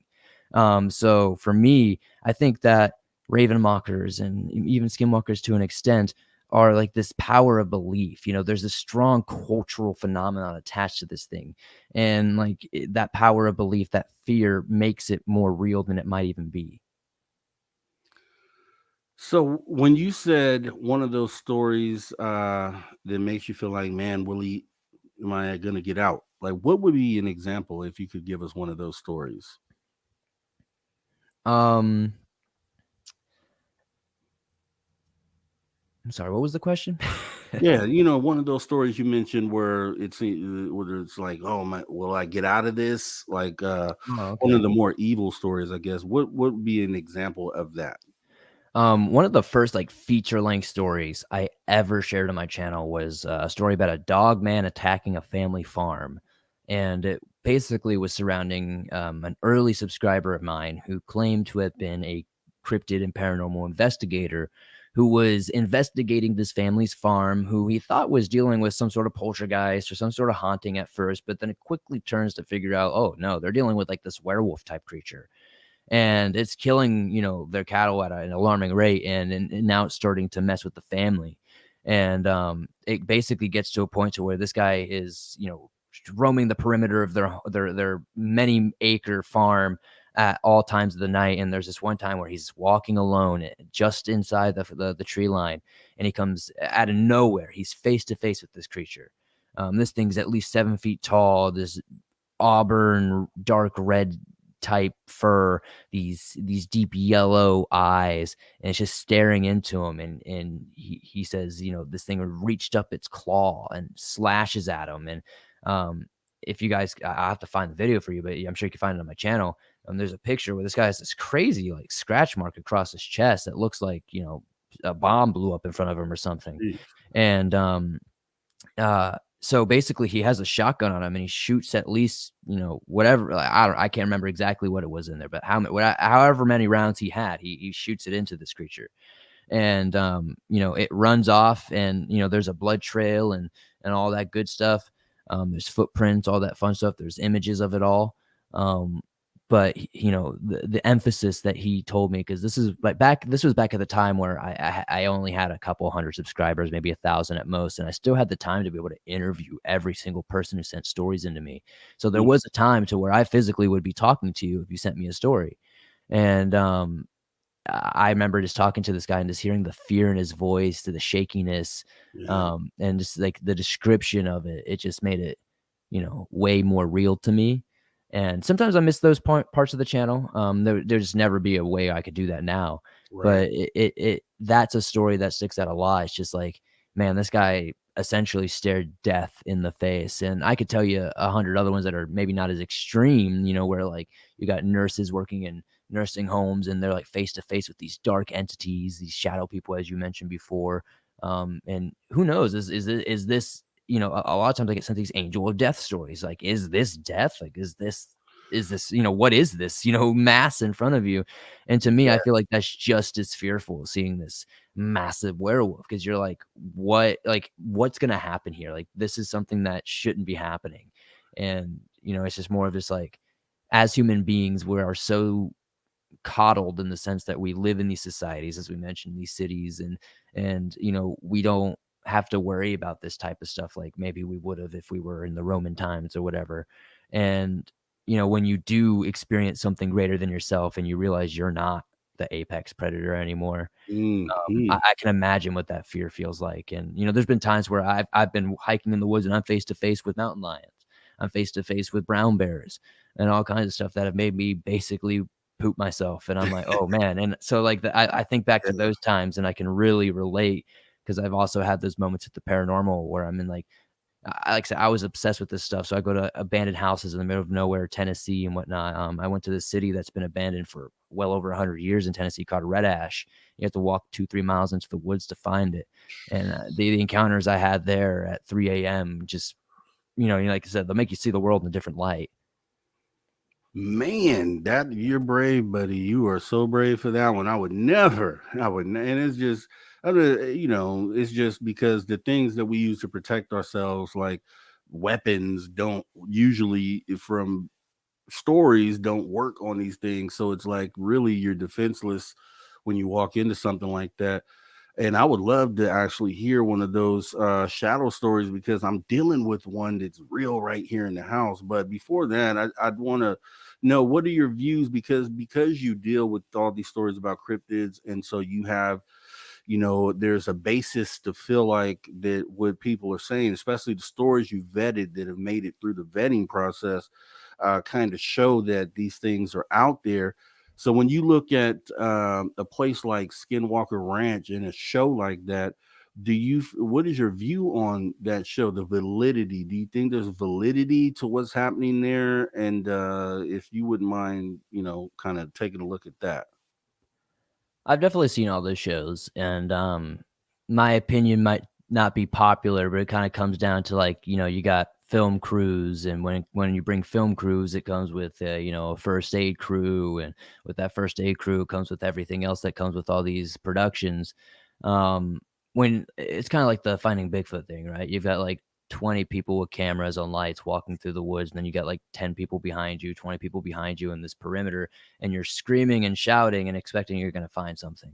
In my opinion, I just don't think that's how you do this. I don't think that's how you're going to find what you're looking for. I like, obviously, if you look for the truth finds for you, but I think that's a little bit taking it a little too literal, if you will. But I do think that like a lot of these shows, like say like a Ghost Hunters or a Ghost Adventures or whatever, I think they start with pure intentions. I think they definitely want to, they see these mysteries and they're interested in these mysteries and they want to find the end of these mysteries. But I think at the end of the day, it's on television and there's one purpose to television, which is ratings, and which is obviously keeping them paid, basically. TV's a dying thing. So anything that's going to keep an attention span, it's the same thing on YouTube, at the end of the day, it's all about the ratings. So obviously they're going to do whatever is going to be most beneficial to get people to tune in. So if it's on TV, I'm not too interested in it because I know where that leads. I've been a part of Animal Planet, Netflix, Discovery Plus, all these other things, all kinds of fun, cool things that my stories have been featured in. Wow. And I could definitely tell you they play it up a lot. There's been definitely times where I played as like the liaison for Netflix stuff like Paranormal State and whatnot, to where, I've relayed stories or gotten them in touch with people who have sent me stories, and the stories are entirely different when they get on the show. Oh, the secret is out. I mean, some of us obviously felt that way, but I'm glad that was your answer because a lot of people wouldn't have given an answer. We've been a lot more PC, and so it's great that's your raw perspective because once again, it's a needed thing in this space. There's a lot of people that would be angry with you for having a perspective like that because they end up being on a believing side that just simply believes anything that's put out there. And then they follow behind the show like a Skinwalker Ranch and without real evidence, because I haven't seen any evidence come out of that show personally that leads me to feel like what is being experienced is a real thing. But I'm always open. Maybe tomorrow they have that and it changes my perspective. But you have a lot of people that just go head first into something like that and will just live and die by what it is that they're being told or seen. So there's definitely a need for more people with that sort of honest, skeptical uh perspective in this field. And I'm glad, like I said, this could potentially rub some people the wrong way that are on the believer side, but I think that's just a wake-up call for them to kind of recalibrate where their mindset is. And it's something I even have to do all the time because I'm speaking to people every week that have these different perspectives and feelings and beliefs on what is going on in this field. And I just have to make sure that as a person that is being the conduit for these conversations to come out, that I keep, an open mind and always recalibrate myself. And so I think having the perspective like you just had given there is definitely a wake up call for a lot of people in this field to kind of just make sure you're recalibrating and make sure you stay skeptical and that you keep yourself in a open-minded space as we figure this thing out. But with that being said, we're getting close to the end of the hour. I didn't see any questions, unfortunately, which is crazy. So you guys got 10 minutes to go ahead and put some questions in cap so we can give them Swamp Dweller. I mean, when will you ever be able to have your questions directly asked to Swamp Dweller in a setting like this? Please take advantage tonight and get some of those in there, and I'll get them in before we get out of here.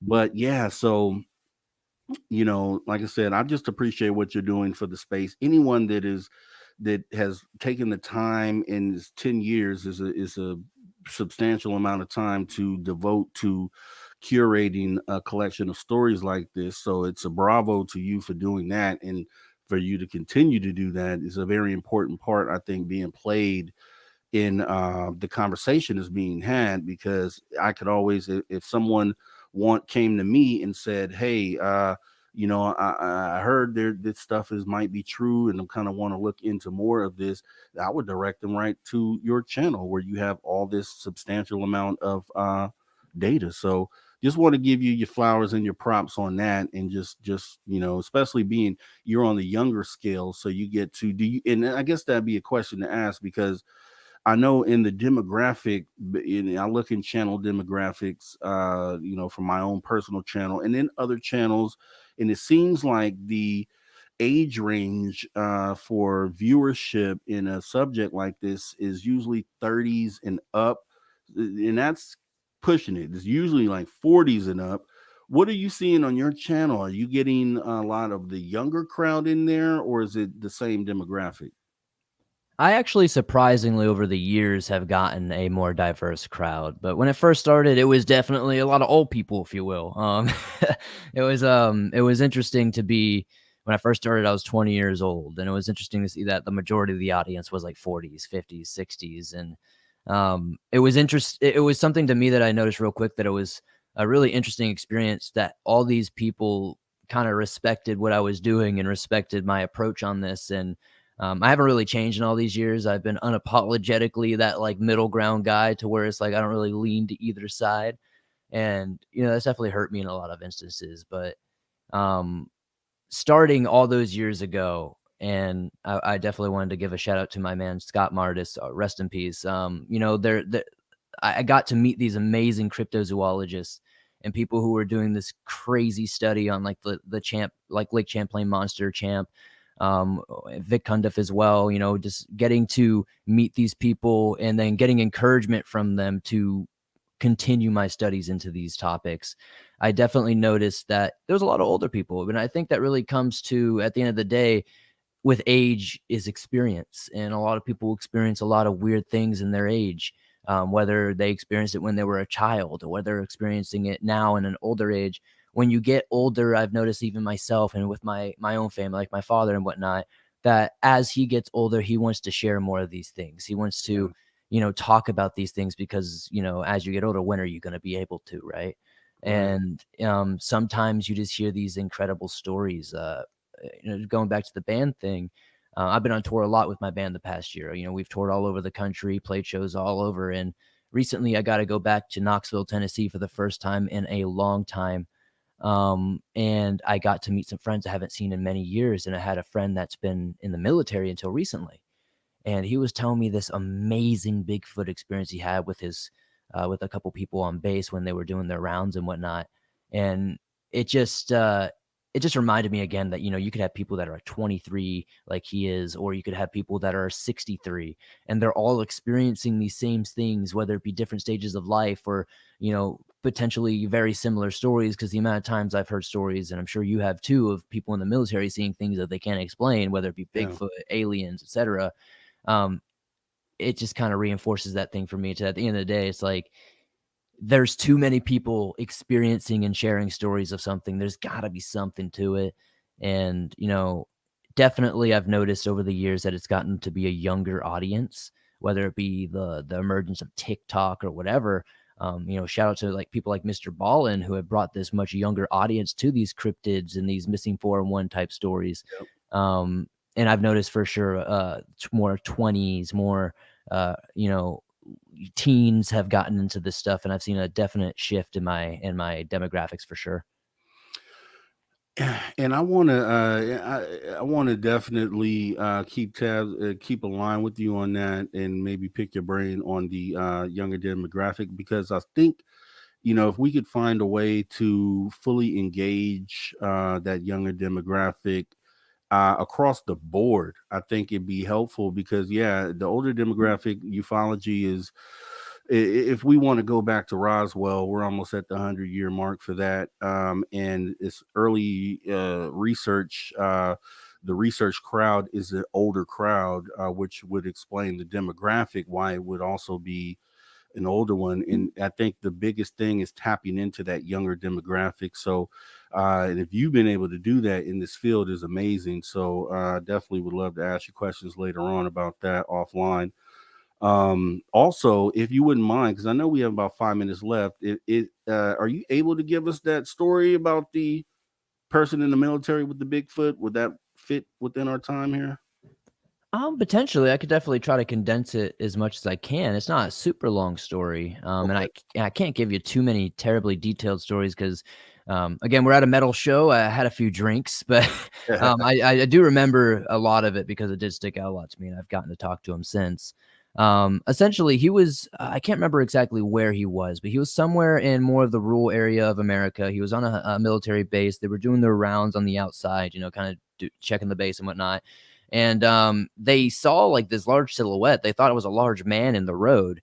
So they get in their vehicle. They start driving towards them. They're like, all right, we got to tell this guy to go around. You can't keep coming towards the base. And when they get to it, they notice that this thing is very big, very tall, and it's very hulky, and it's definitely got fur all over it. And they're like, okay, well, this is weird.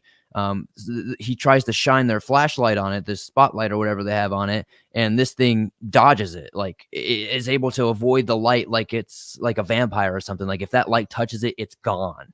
So it's like dodging it, and he's telling me like this is like almost inhuman speed. Like, there's no way like I would flash it or turn it on, and you would know. There's no way this creature would know that it's being turned on. The After talking to him, I asked him, I was like, does this thing make any noises when you turn on the light? He says, well, it's a slight clicking sound. And it kind of made sense to me because apparently Bigfoots are supposed to have these incredibly keen senses. So maybe it was hearing this click and then moving right in time. But with that said, they tried to follow it. This thing started running towards them at one point. It ran into their Humvee, literally lifted it off the ground at least a foot or two. And it felt like it basically picked up the Humvee and turned it around to make it go back towards the base away from it. Wow. And just to keep a long story short, essentially after that, they basically booked it towards there, told their superiors. The superiors basically acted and told them that if you ever mention this anywhere else again, there's going to be some serious problems. And he said, he was kind of even scared telling me, even though we're just in some random bar in, Knoxville, Tennessee. He's like, I feel scared telling you now. And the next time I saw him, I was in Asheville, North Carolina. And, he retold it to me in the car and whatnot. And he was a lot more calm about it. And he was saying, the more I've been able to think about it, the more I've been able to think about what you do and sharing stories with other people, it's been giving me more confidence to share this story without feeling like, hey, I'm doing something wrong. And, like I said, keep that long story short, just it's absolutely insane how many stories I get sent from the military about seeing things like that, about encountering these creatures that make no sense. Or, there's this other famous story on my channel where like they basically sent some Marines out to go fight, Bigfoot at one point. And it's just like absolutely insane because you can do a little bit of research into what public records are available and actually find mentions and instances of these things. And it makes you just feel like, wow, there's gotta be more to this. Wow. How do we end like that, man? Swamp Dweller, you're awesome, man. And I just want to say, you with over 300,000 subscribers, you are making a huge impact in this space. And you're like a beacon of light right now in this space. And just know that you're playing a really important part in the overall scope of and you're affecting other people as well. So continue success with everything that you're doing. And they should know, hopefully, but if you wouldn't mind telling everybody where you're at and what you're up to. I'm pretty much everywhere, Facebook, YouTube, all that good stuff. Just search Swamp Dweller and I will definitely pop up. I've definitely been going through some transitional stuff the past couple of months, but I'm back on a pretty hard grind recently, and I'm just invigorated right now. I'm excited to share these mysteries and these stories. If you got stories yourself that you'd like to share on the show, swampdweller.net or swampdwellerreads@gmail. And I'd love to share your story and, get to know you guys a little bit more, and going to try to get back on that grind for you guys. That's what's up. Appreciate that. And I'll be reaching out to you, man. I'm just glad to meet you at this point, really. So it was awesome to know that we had this set up and we're able to actually go through with it. So Swamp Dweller, thanks so much for coming on in tonight. I know everybody enjoyed it, and we will be talking again soon, man. So keep your ear open, and I'll reach out at some point down the line. Yeah, definitely. Anytime you want me on, just let me know. I'm definitely happy to do it. Okay, Swamp Dweller, I will call you on that. And thank you so much. You have a good rest of your night and have a great week. Take care, man. You too. All right, later. All right, guys. The awesome Swamp Dweller. Yeah, man, it was a great show, man. I really love it. And we're going to be going into hour 3. But first, we're going to take a pause for the cause as we get ready to go into the third and final hour right here at Spaced Out Radio. So you guys kick back. Don't go anywhere.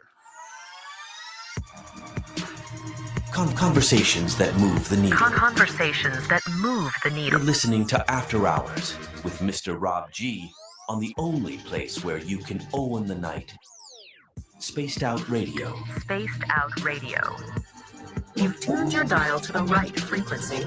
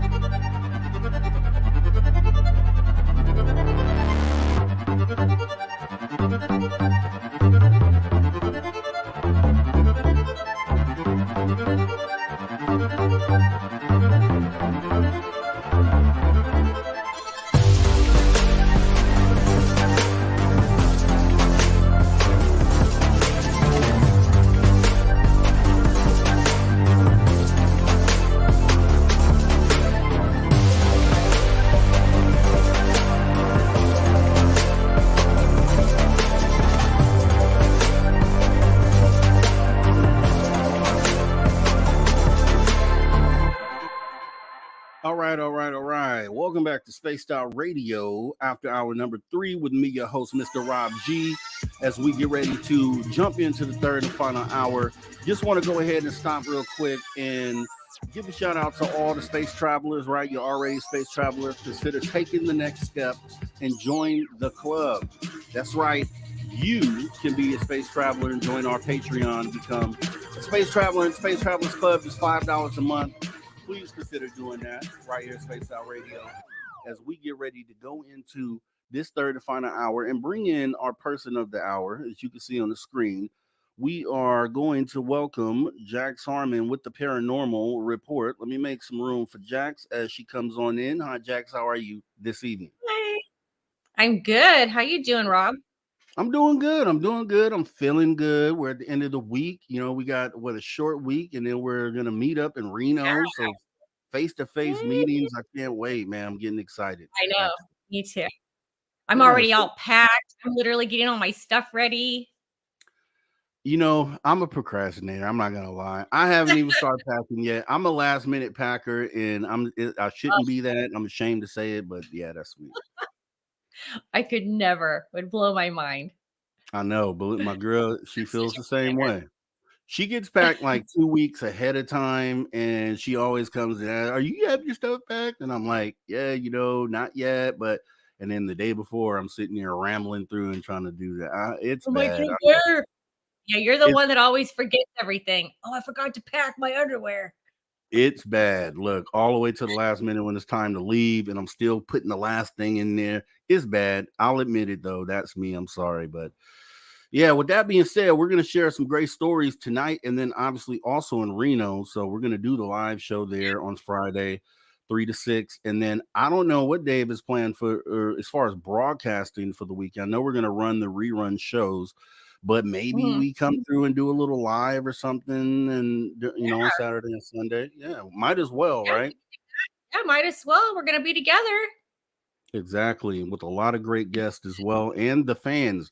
Can't wait to meet you guys. So be excited because it's about you guys, and we want to hang and we're going to follow you guys around. So wherever you guys go is where we're going to go. We're just going to follow you all around all weekend. So should be fun. But now getting into the Paranormal Report, Jax, we had Swamp Dweller on here. I don't know if you're familiar with Swamp Dweller. We used to air his stories here every week.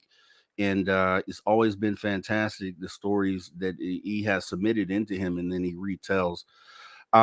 Did you have anything that kind of resonated with any of the stories? He talked about cryptids, UFOs. Did you have anything? For sure.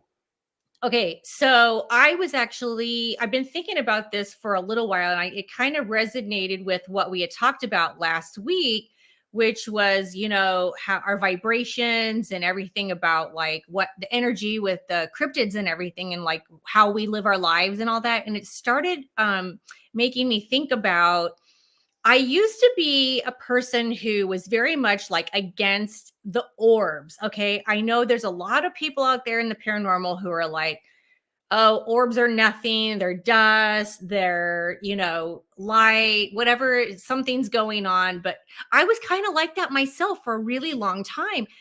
And I started having experiences with orbs at a very young age, but really not like the kind that people would send me. And people would constantly send me these videos and pictures like, what is this? What is this? And of course, I could tell immediately, okay, it was either a bug on a camera lens or, maybe a bug on the front porch or, something, some dust or whatever. And I said, I have a solution for that. It's called pledge. Right.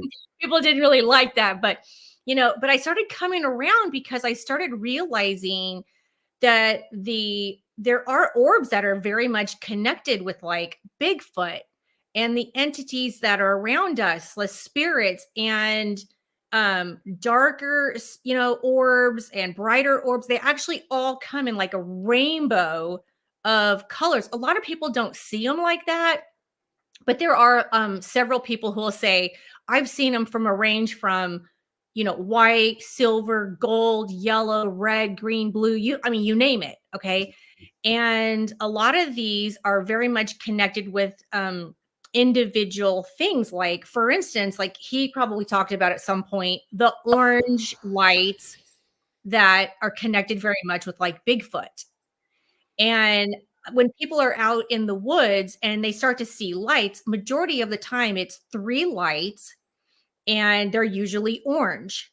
Sometimes they can be very bright or almost kind of like a off-white.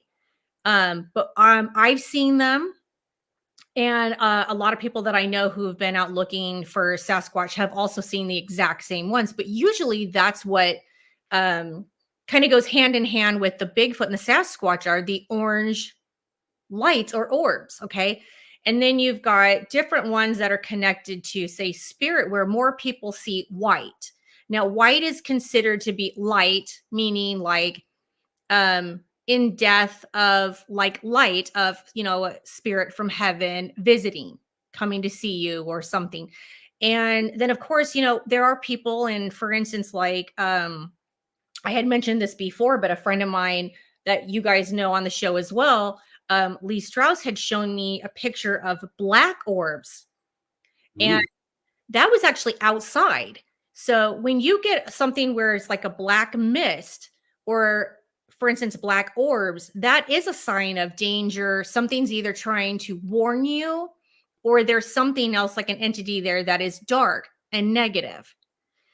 Like another thing that we had talked about, the vibrations of how we are as people and what we pick up on. That's kind of what happens like when you walk into the woods or you walk into a house or you walk into a building of any kind. That energy picks up on our vibration, and that's where the orbs come, like they want to connect with us.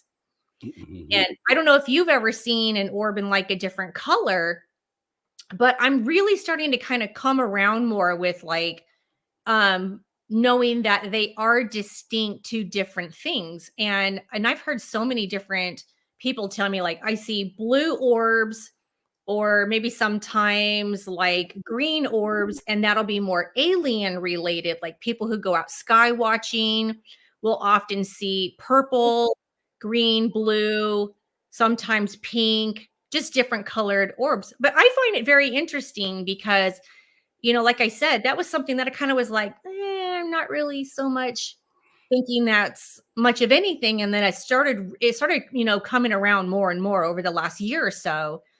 And just within probably the last month, I've been hearing a lot more about how they're very distinct colors and what their meanings are. So I find them very interesting, but yeah, it is something that I feel like is connected in that world. And I tell me something about like what he talks about, and then maybe all that'll like trigger my memory of like what he has said. Yeah, well, I mean, we didn't really get to really talk about orbs. That's actually one of the things we didn't get to talk about. But he essentially, the stories are submitted by viewers and users, and then he retells those stories on his channel. So he has pretty much the gamut of stories that could be told. I'm sure orbs are in there as well. Oh yeah. But looking at orbs, because I've never personally seen an orb, but just like you said, the feeling for me when I first started looking at orbs is like, what could that represent? Like it's in orb form. It doesn't appear to be anything physical like a spacecraft, but then you hear people to say they've seen these things morph into a spacecraft. And then also you've heard people say that they've seen orbs, and then right after that they get a Bigfoot sighting. So is this thing morphing into a Bigfoot at that point?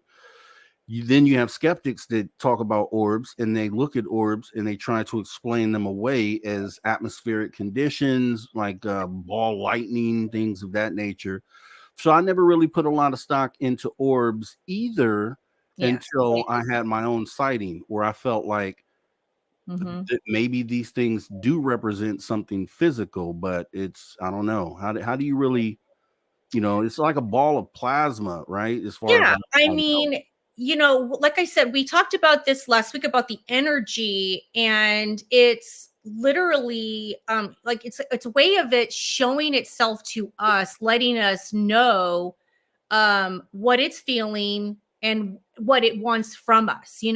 Like you might have an white orb where it's very, very, very bright white, which is probably like we had talked about before, maybe someone that you knew that passed on that's trying to communicate with you or just check on you. But that's a very bright white is very positive. That's a very high frequency feeling. So, it could be something like celebratory, like it could be your birthday or a new baby in the family or a wedding or something that maybe that, person who's passed on is just coming in to like, enjoy that moment with you. I mean, it could be just as simple as that.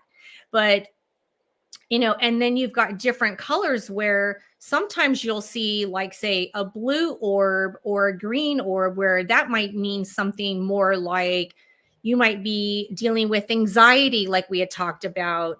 You might be dealing with something that's really happy, that just depends on like I know it's hard for me to memorize like all the colors because honestly God, there's probably like 20 different ones that have different meanings.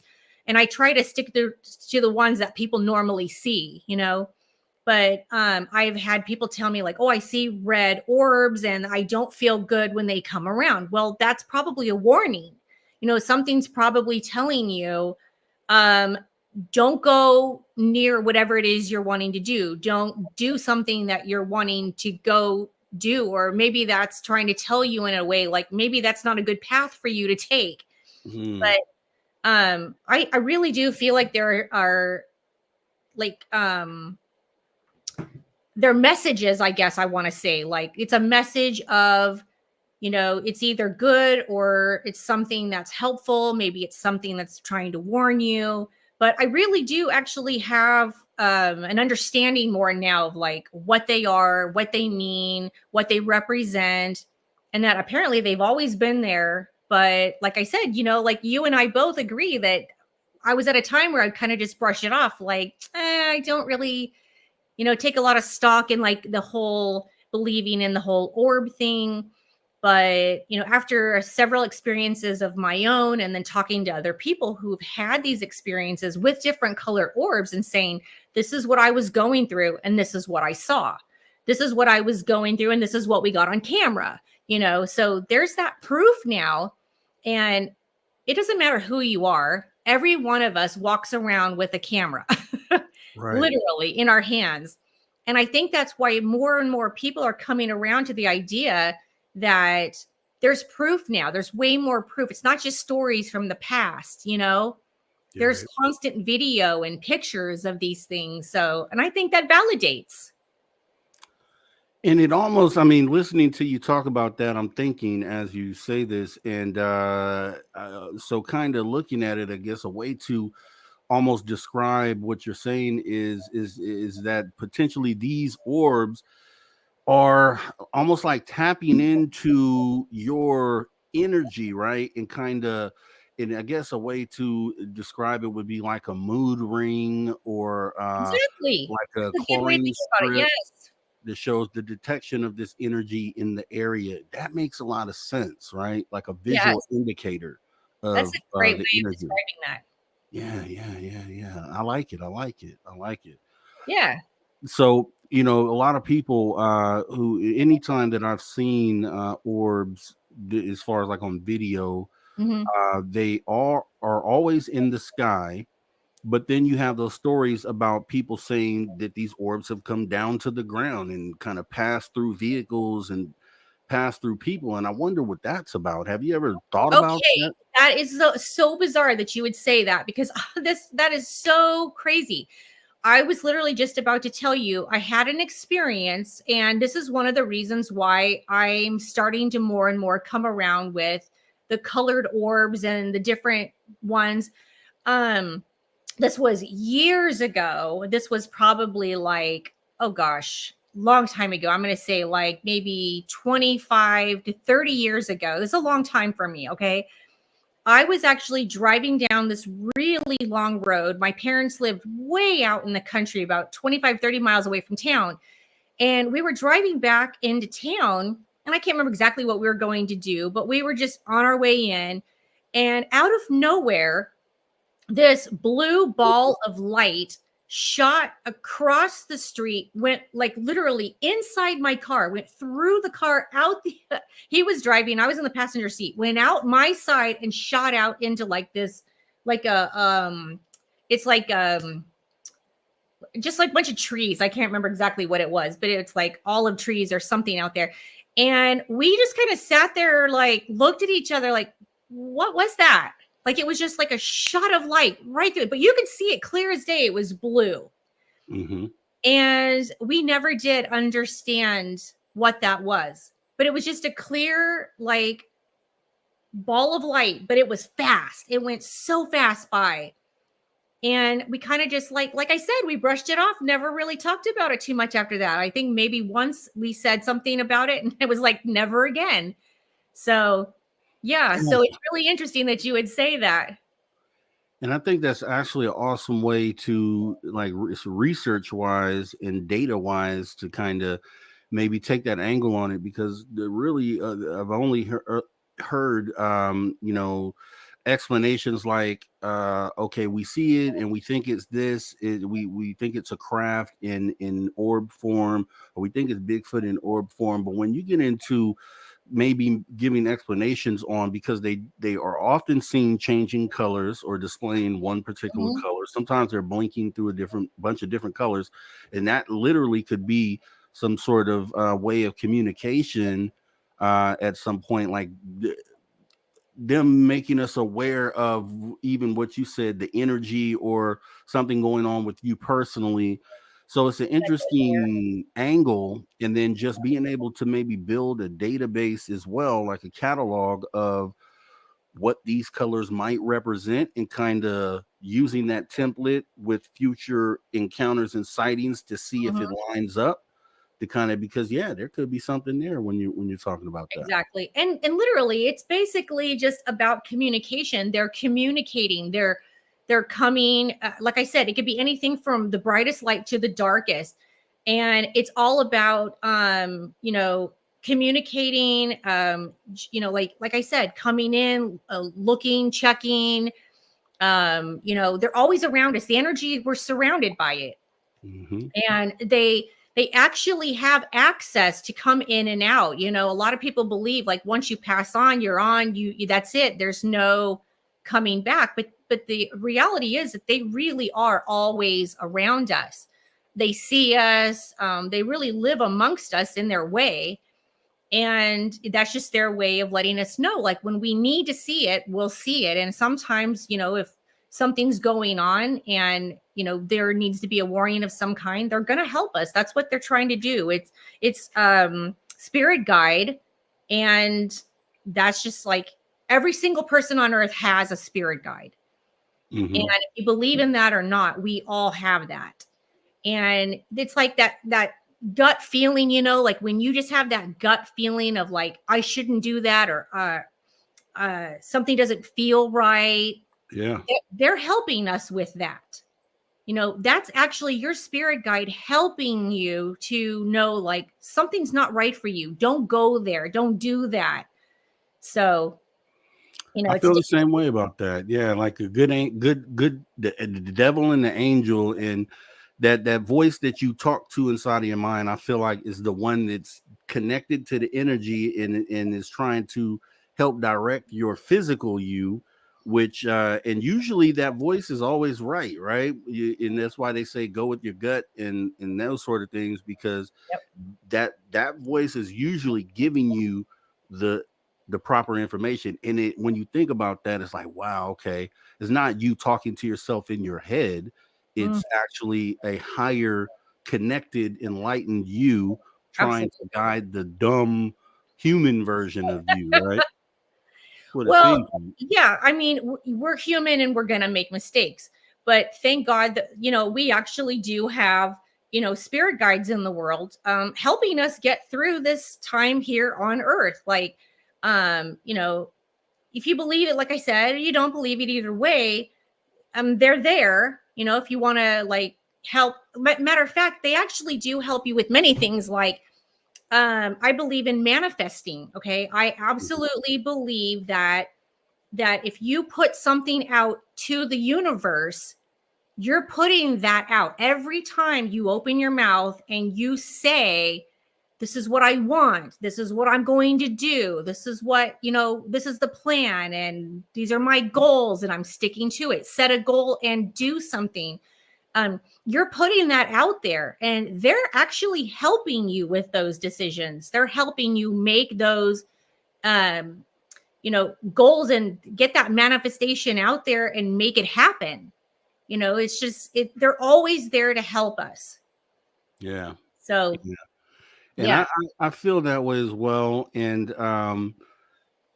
going further into the whole orb thing, I was just thinking here, as we were talking about maybe it's a form of communication. Maybe that's been the thing the whole time, because when I think of an orb, I'm like, why? Like, if I'm from the ET's perspective, like, why would an orb glow? Like, what is the purpose unless it's meant to be visually seen? They know it's there, so it's not for them. So it has to be for us to realize that it's there first off.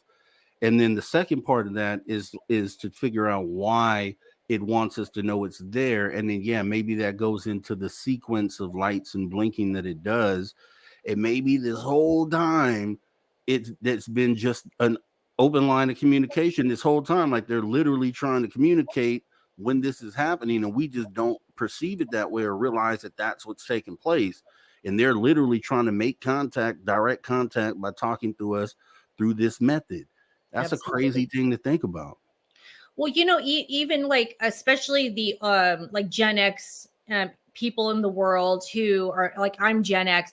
Even like when we were kids and teenagers, we're basically told to like suppress everything. You know what I mean? And even believing in the aliens and the Bigfoot and anything, like, of course I was raised differently, but that's mainly like how we were taught. And it's like, that's not real. That's fake. That's not real. And they're kind of just pushing that down. And a lot of times it takes us until we get to a certain age where we're really able to open ourselves up to these things. And even though I've had the paranormal in my life for literally majority of my life, even I, at times, like I said, find myself now starting to kind of come around with this whole orb thing. And it's like, why did it take me so long to get there where I believe, like, okay, I've actually visually seen orbs. I've had that experience in the woods. I've had that experience in the house. I've actually had multiple pictures taken with my children where there'll be orbs in our pictures. I mean, like, I'm talking like orbs, not like dusty orbs. Okay. You can tell there's something like there.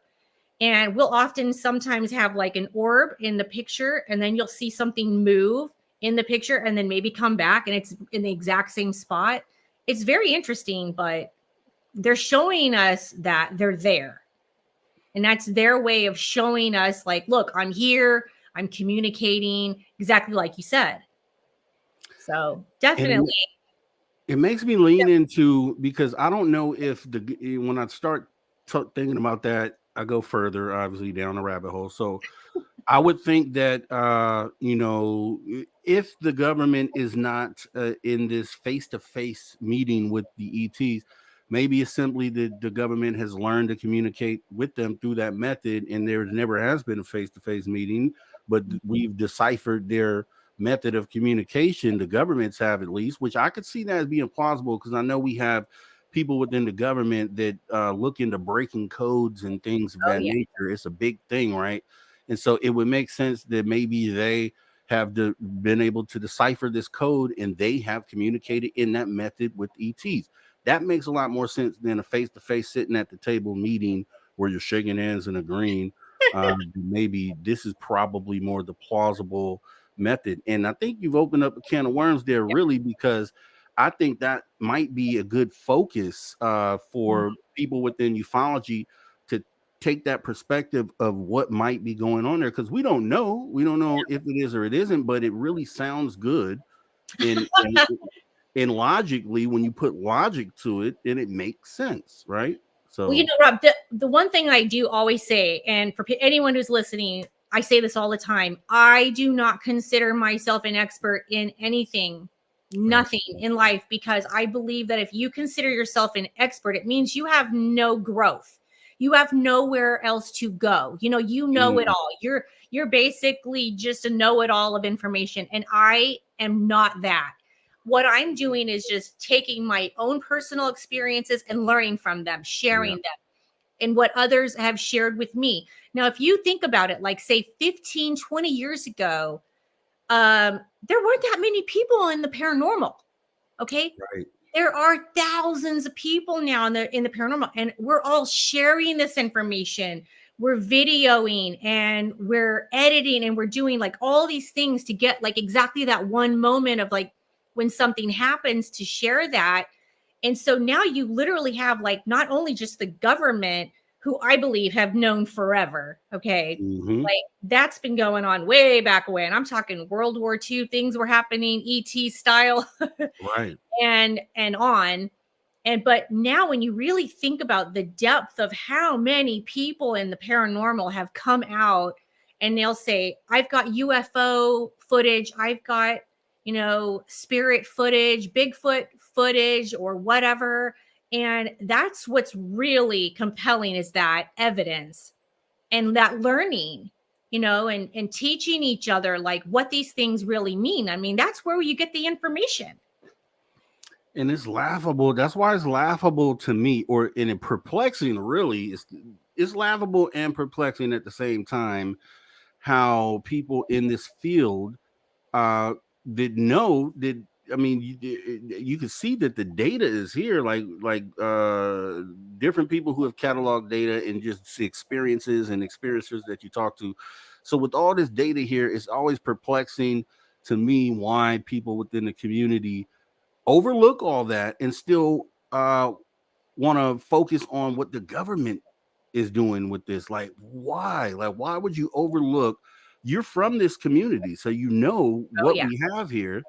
And so why bypass all that and then invest your energy into how the government is handling it? Are they going to admit that this stuff is happening, which we know it is because we have the proof? So why bypass that and look at the government and spin our wheels and waste our time waiting for them to kind of comply with the data that we already have? They're doing the same thing we're doing. They've been collecting data the same way we are for even longer. And so it's they have the same proof that we do. Exactly. So why lean on them? Well, a lot of people, and even in the paranormal, and I don't understand this, is I will sometimes hear people say, well, the government hasn't said that, or the government hasn't shared that with us, and so that can't be true. And I'm like, but have you gone out? Have you done your own investigating? Get your own data. Right. They're doing the same things you can do. We can literally go outside and investigate the skies just like they do. Yeah. There are things in the skies around us all the time. I actually know this man that lives in LA, which is about an hour away from where I live. And he has UFO proof from his own home.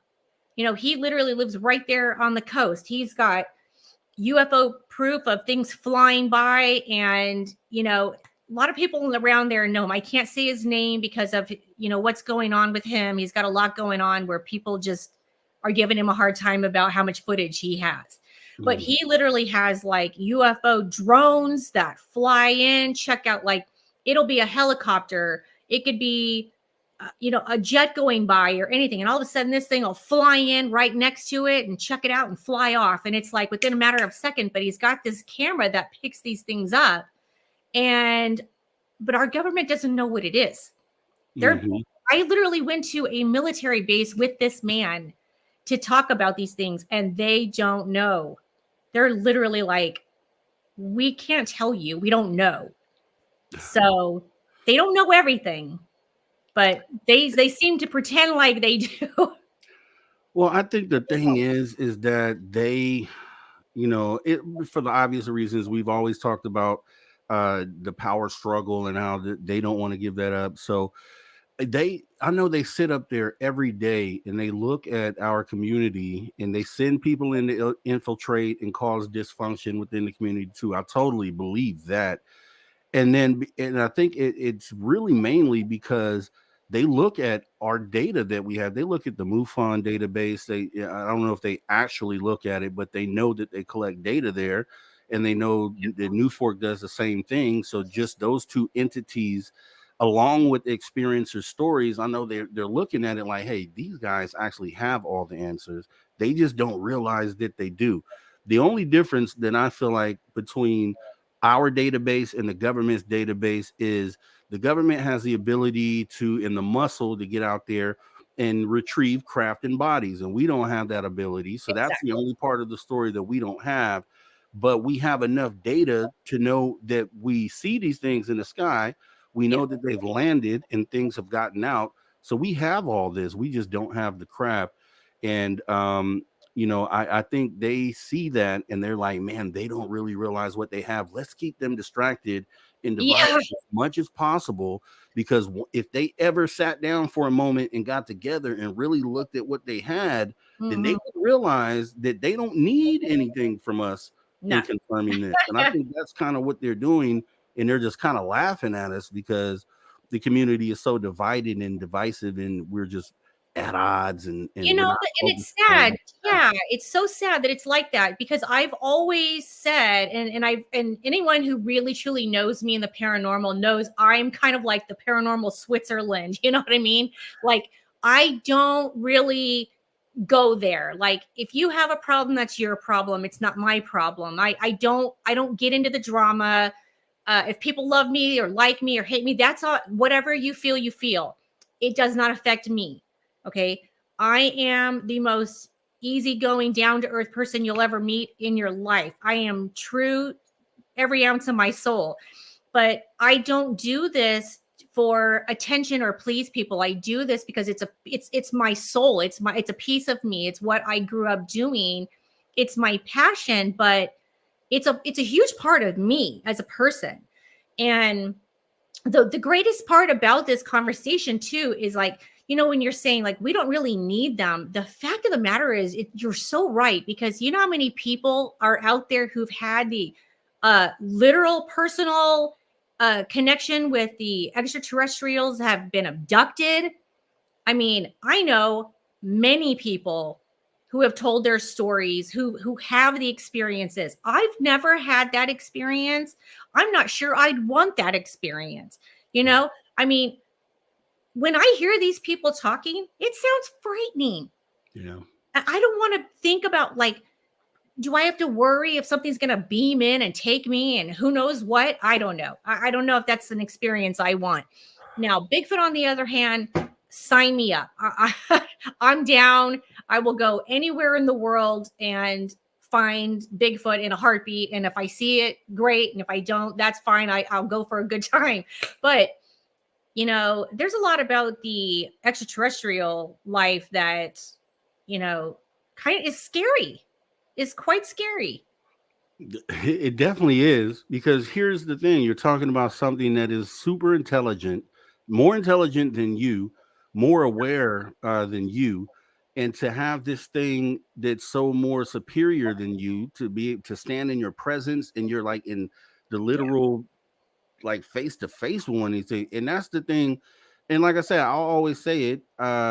If it happens, I can't stop it from happening. But at the same time, if I'm sitting there face to face, if something just materializes in front of me and it's this really intelligent thing looking at me. I mean, it's a scary thing. But here's the thing: like people in the community, when they hear us say that, then they'll immediately jump to there's nothing to be afraid of, don't fear monger, and that's fear mongering, and you stay away from that. No, it's not really that. It's just being smart for one, and being because in the wild, an animal that isn't alert and on its P's and Q's is going to get eaten, and that's just the way it is. You have to be aware of what's possible, what your surroundings are, and in this case, when you have something that is literally higher than you, you should be kind of cautious and aware around something like that. Yeah, it's all about safety.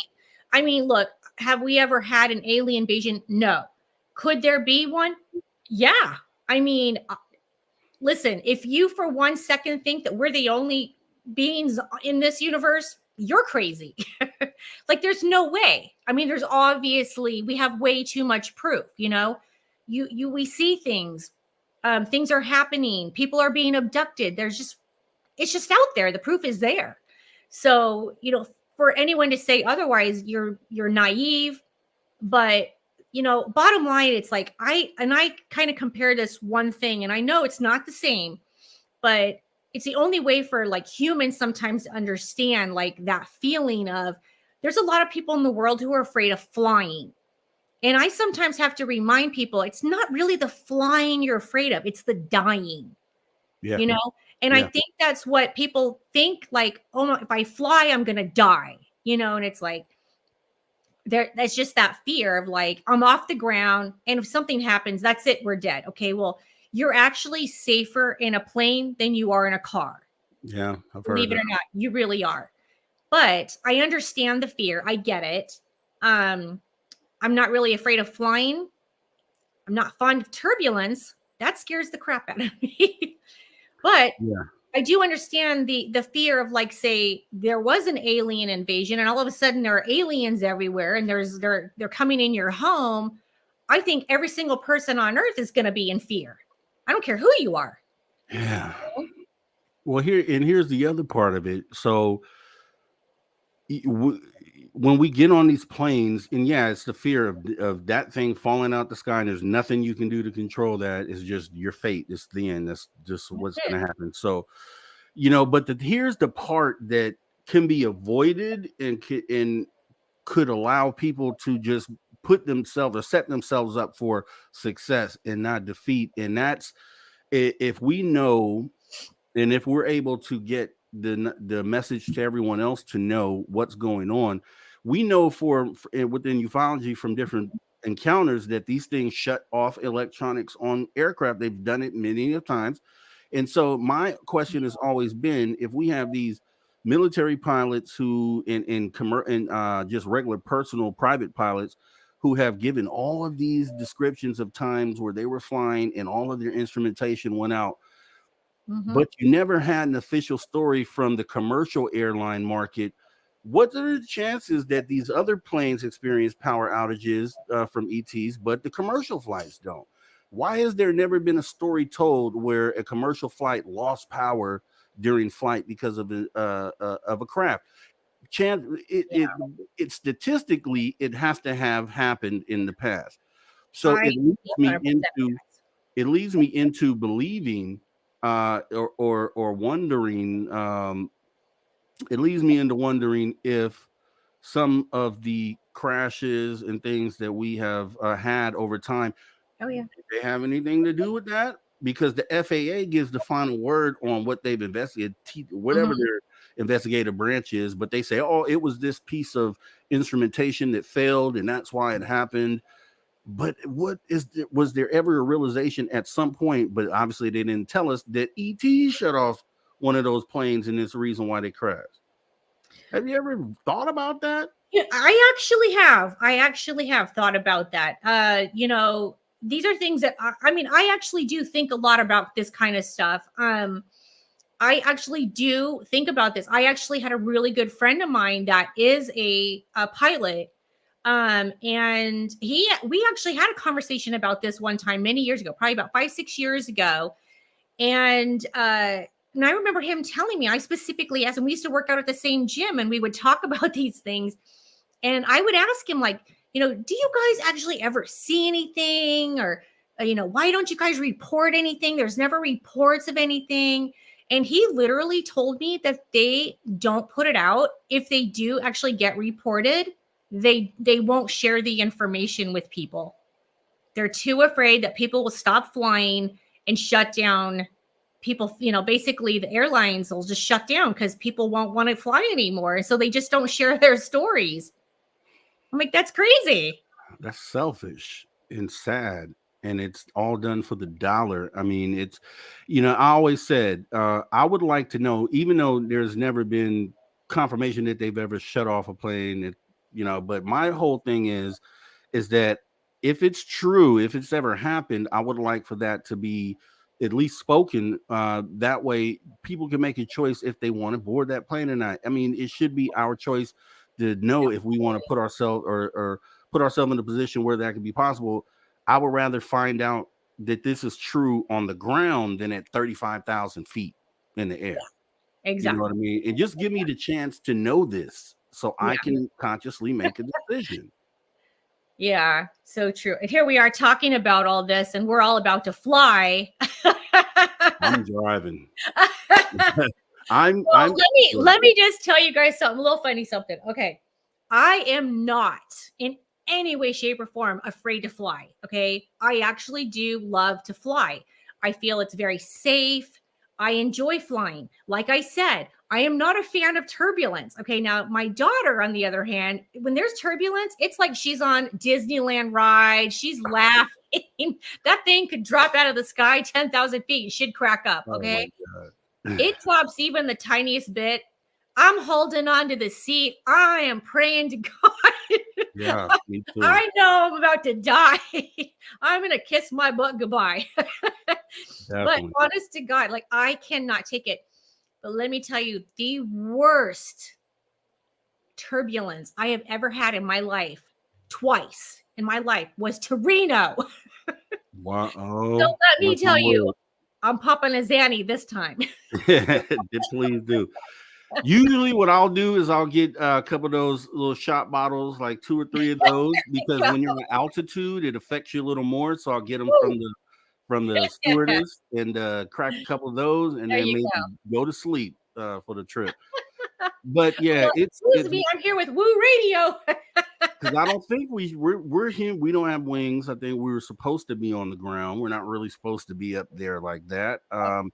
So that's one thing. But then, yeah, the second part of that, I would hate to find out, at 35,000 feet that these things do affect those planes too. And you can't have, a plane is a single thing. And regardless if it's a military plane or a private plane, commercial plane, they're all planes. They all essentially operate on the same idea. So you would definitely fully expect that if military planes and private planes have been affected many times with their things going out and crashing in some cases, that this has happened to those. Now, to put it, and I don't want to put any conspiracies out there, but other people are already talking about this. The MH370 flight has never been found, right? And then things that go into the flying the Bermuda Triangle and never get found.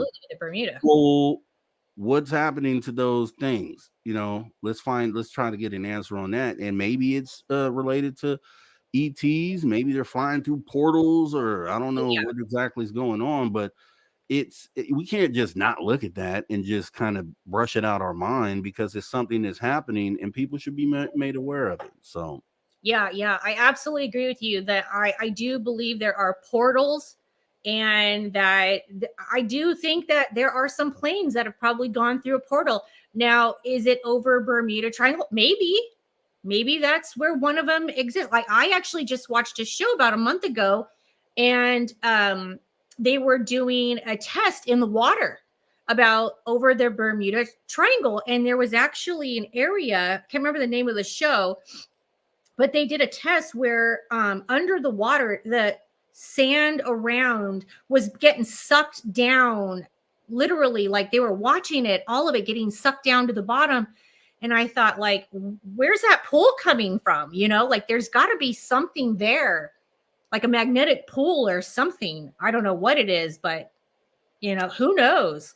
Yeah, I watched a show recently where and I never thought of this, but they were trying to display the fact that we have these crafts, USOs, that go in the water, and Yeah. like, where are they going or what are they doing? And then they showed like the ocean floor, and they showed like a huge hole that just went down into the ocean floor. And I was like, I thought about that, and I was like, Yep. wow, because if you have a hole at the bottom of anything, if it doesn't go for infinity, then water will obviously come and go in the hole, fill it up, and then fill the rest. So you would never know that hole was there. Right. Exactly. And then if we have all this ocean that is unexplored, like potentially there's something there like that. And Oh, maybe the government knows, which is why they don't do any further exploration of, or they do a secretly exploration of the ocean floor.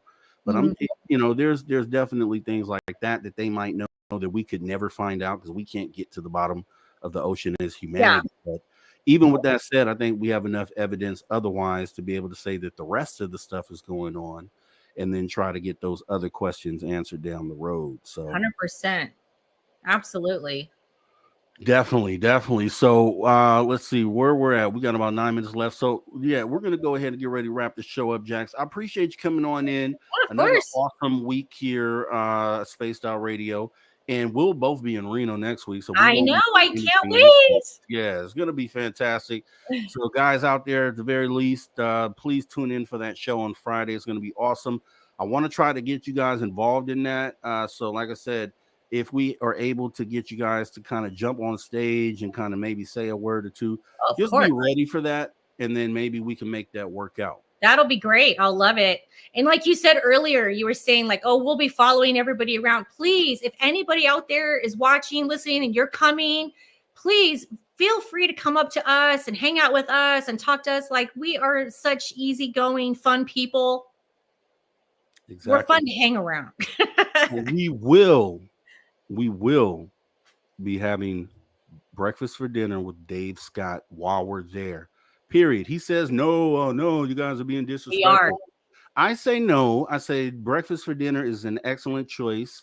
And this is what we're going to do. So we won't say what day we're going to do it, right? Because we don't want to tip them off that way, but we will do that. So be prepared for that. And with that being said, Jax, thanks for coming on in. Oh, Let's you're do welcome. this again. We will do this again, and I'll see you live in person. Absolutely. Can't Thursday wait. night, actually. Thursday night. Yes, I will be there. All right, Jax. Well, thanks You so guys much for then. coming in. You have a great rest of your night, and see you You then. too. Bye, guys. Take care. All right, guys. Yeah. Great show, man. Great show. Love it. Love it. Fantastic show. I mean, yeah, I usually, feel okay, during the show. And then I rewatch the show and I'm like, oh, okay, it was definitely better than I felt. We always want to commit to raising the bar here at Spaced Out Radio, which is what we're doing, right? We're attempting to do that. We want to make sure that this weekend show is hitting on all cylinders, and and I think we have gotten very, very close. There's still a couple things that we're working through that I would like to have done, that we should be implementing within the next few weeks to kind of really solidify and make this like a consistent top level viewing experience.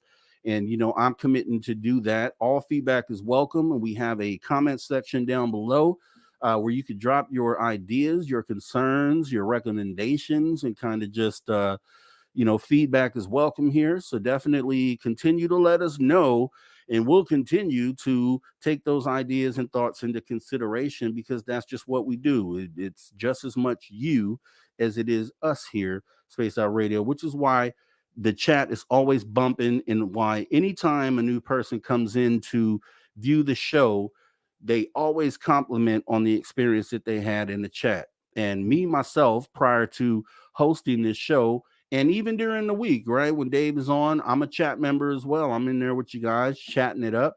And I feel the same way about the community, which is why I really love and appreciate, the participation and the ideas and thoughts that you guys go ahead and implement into the audience out there.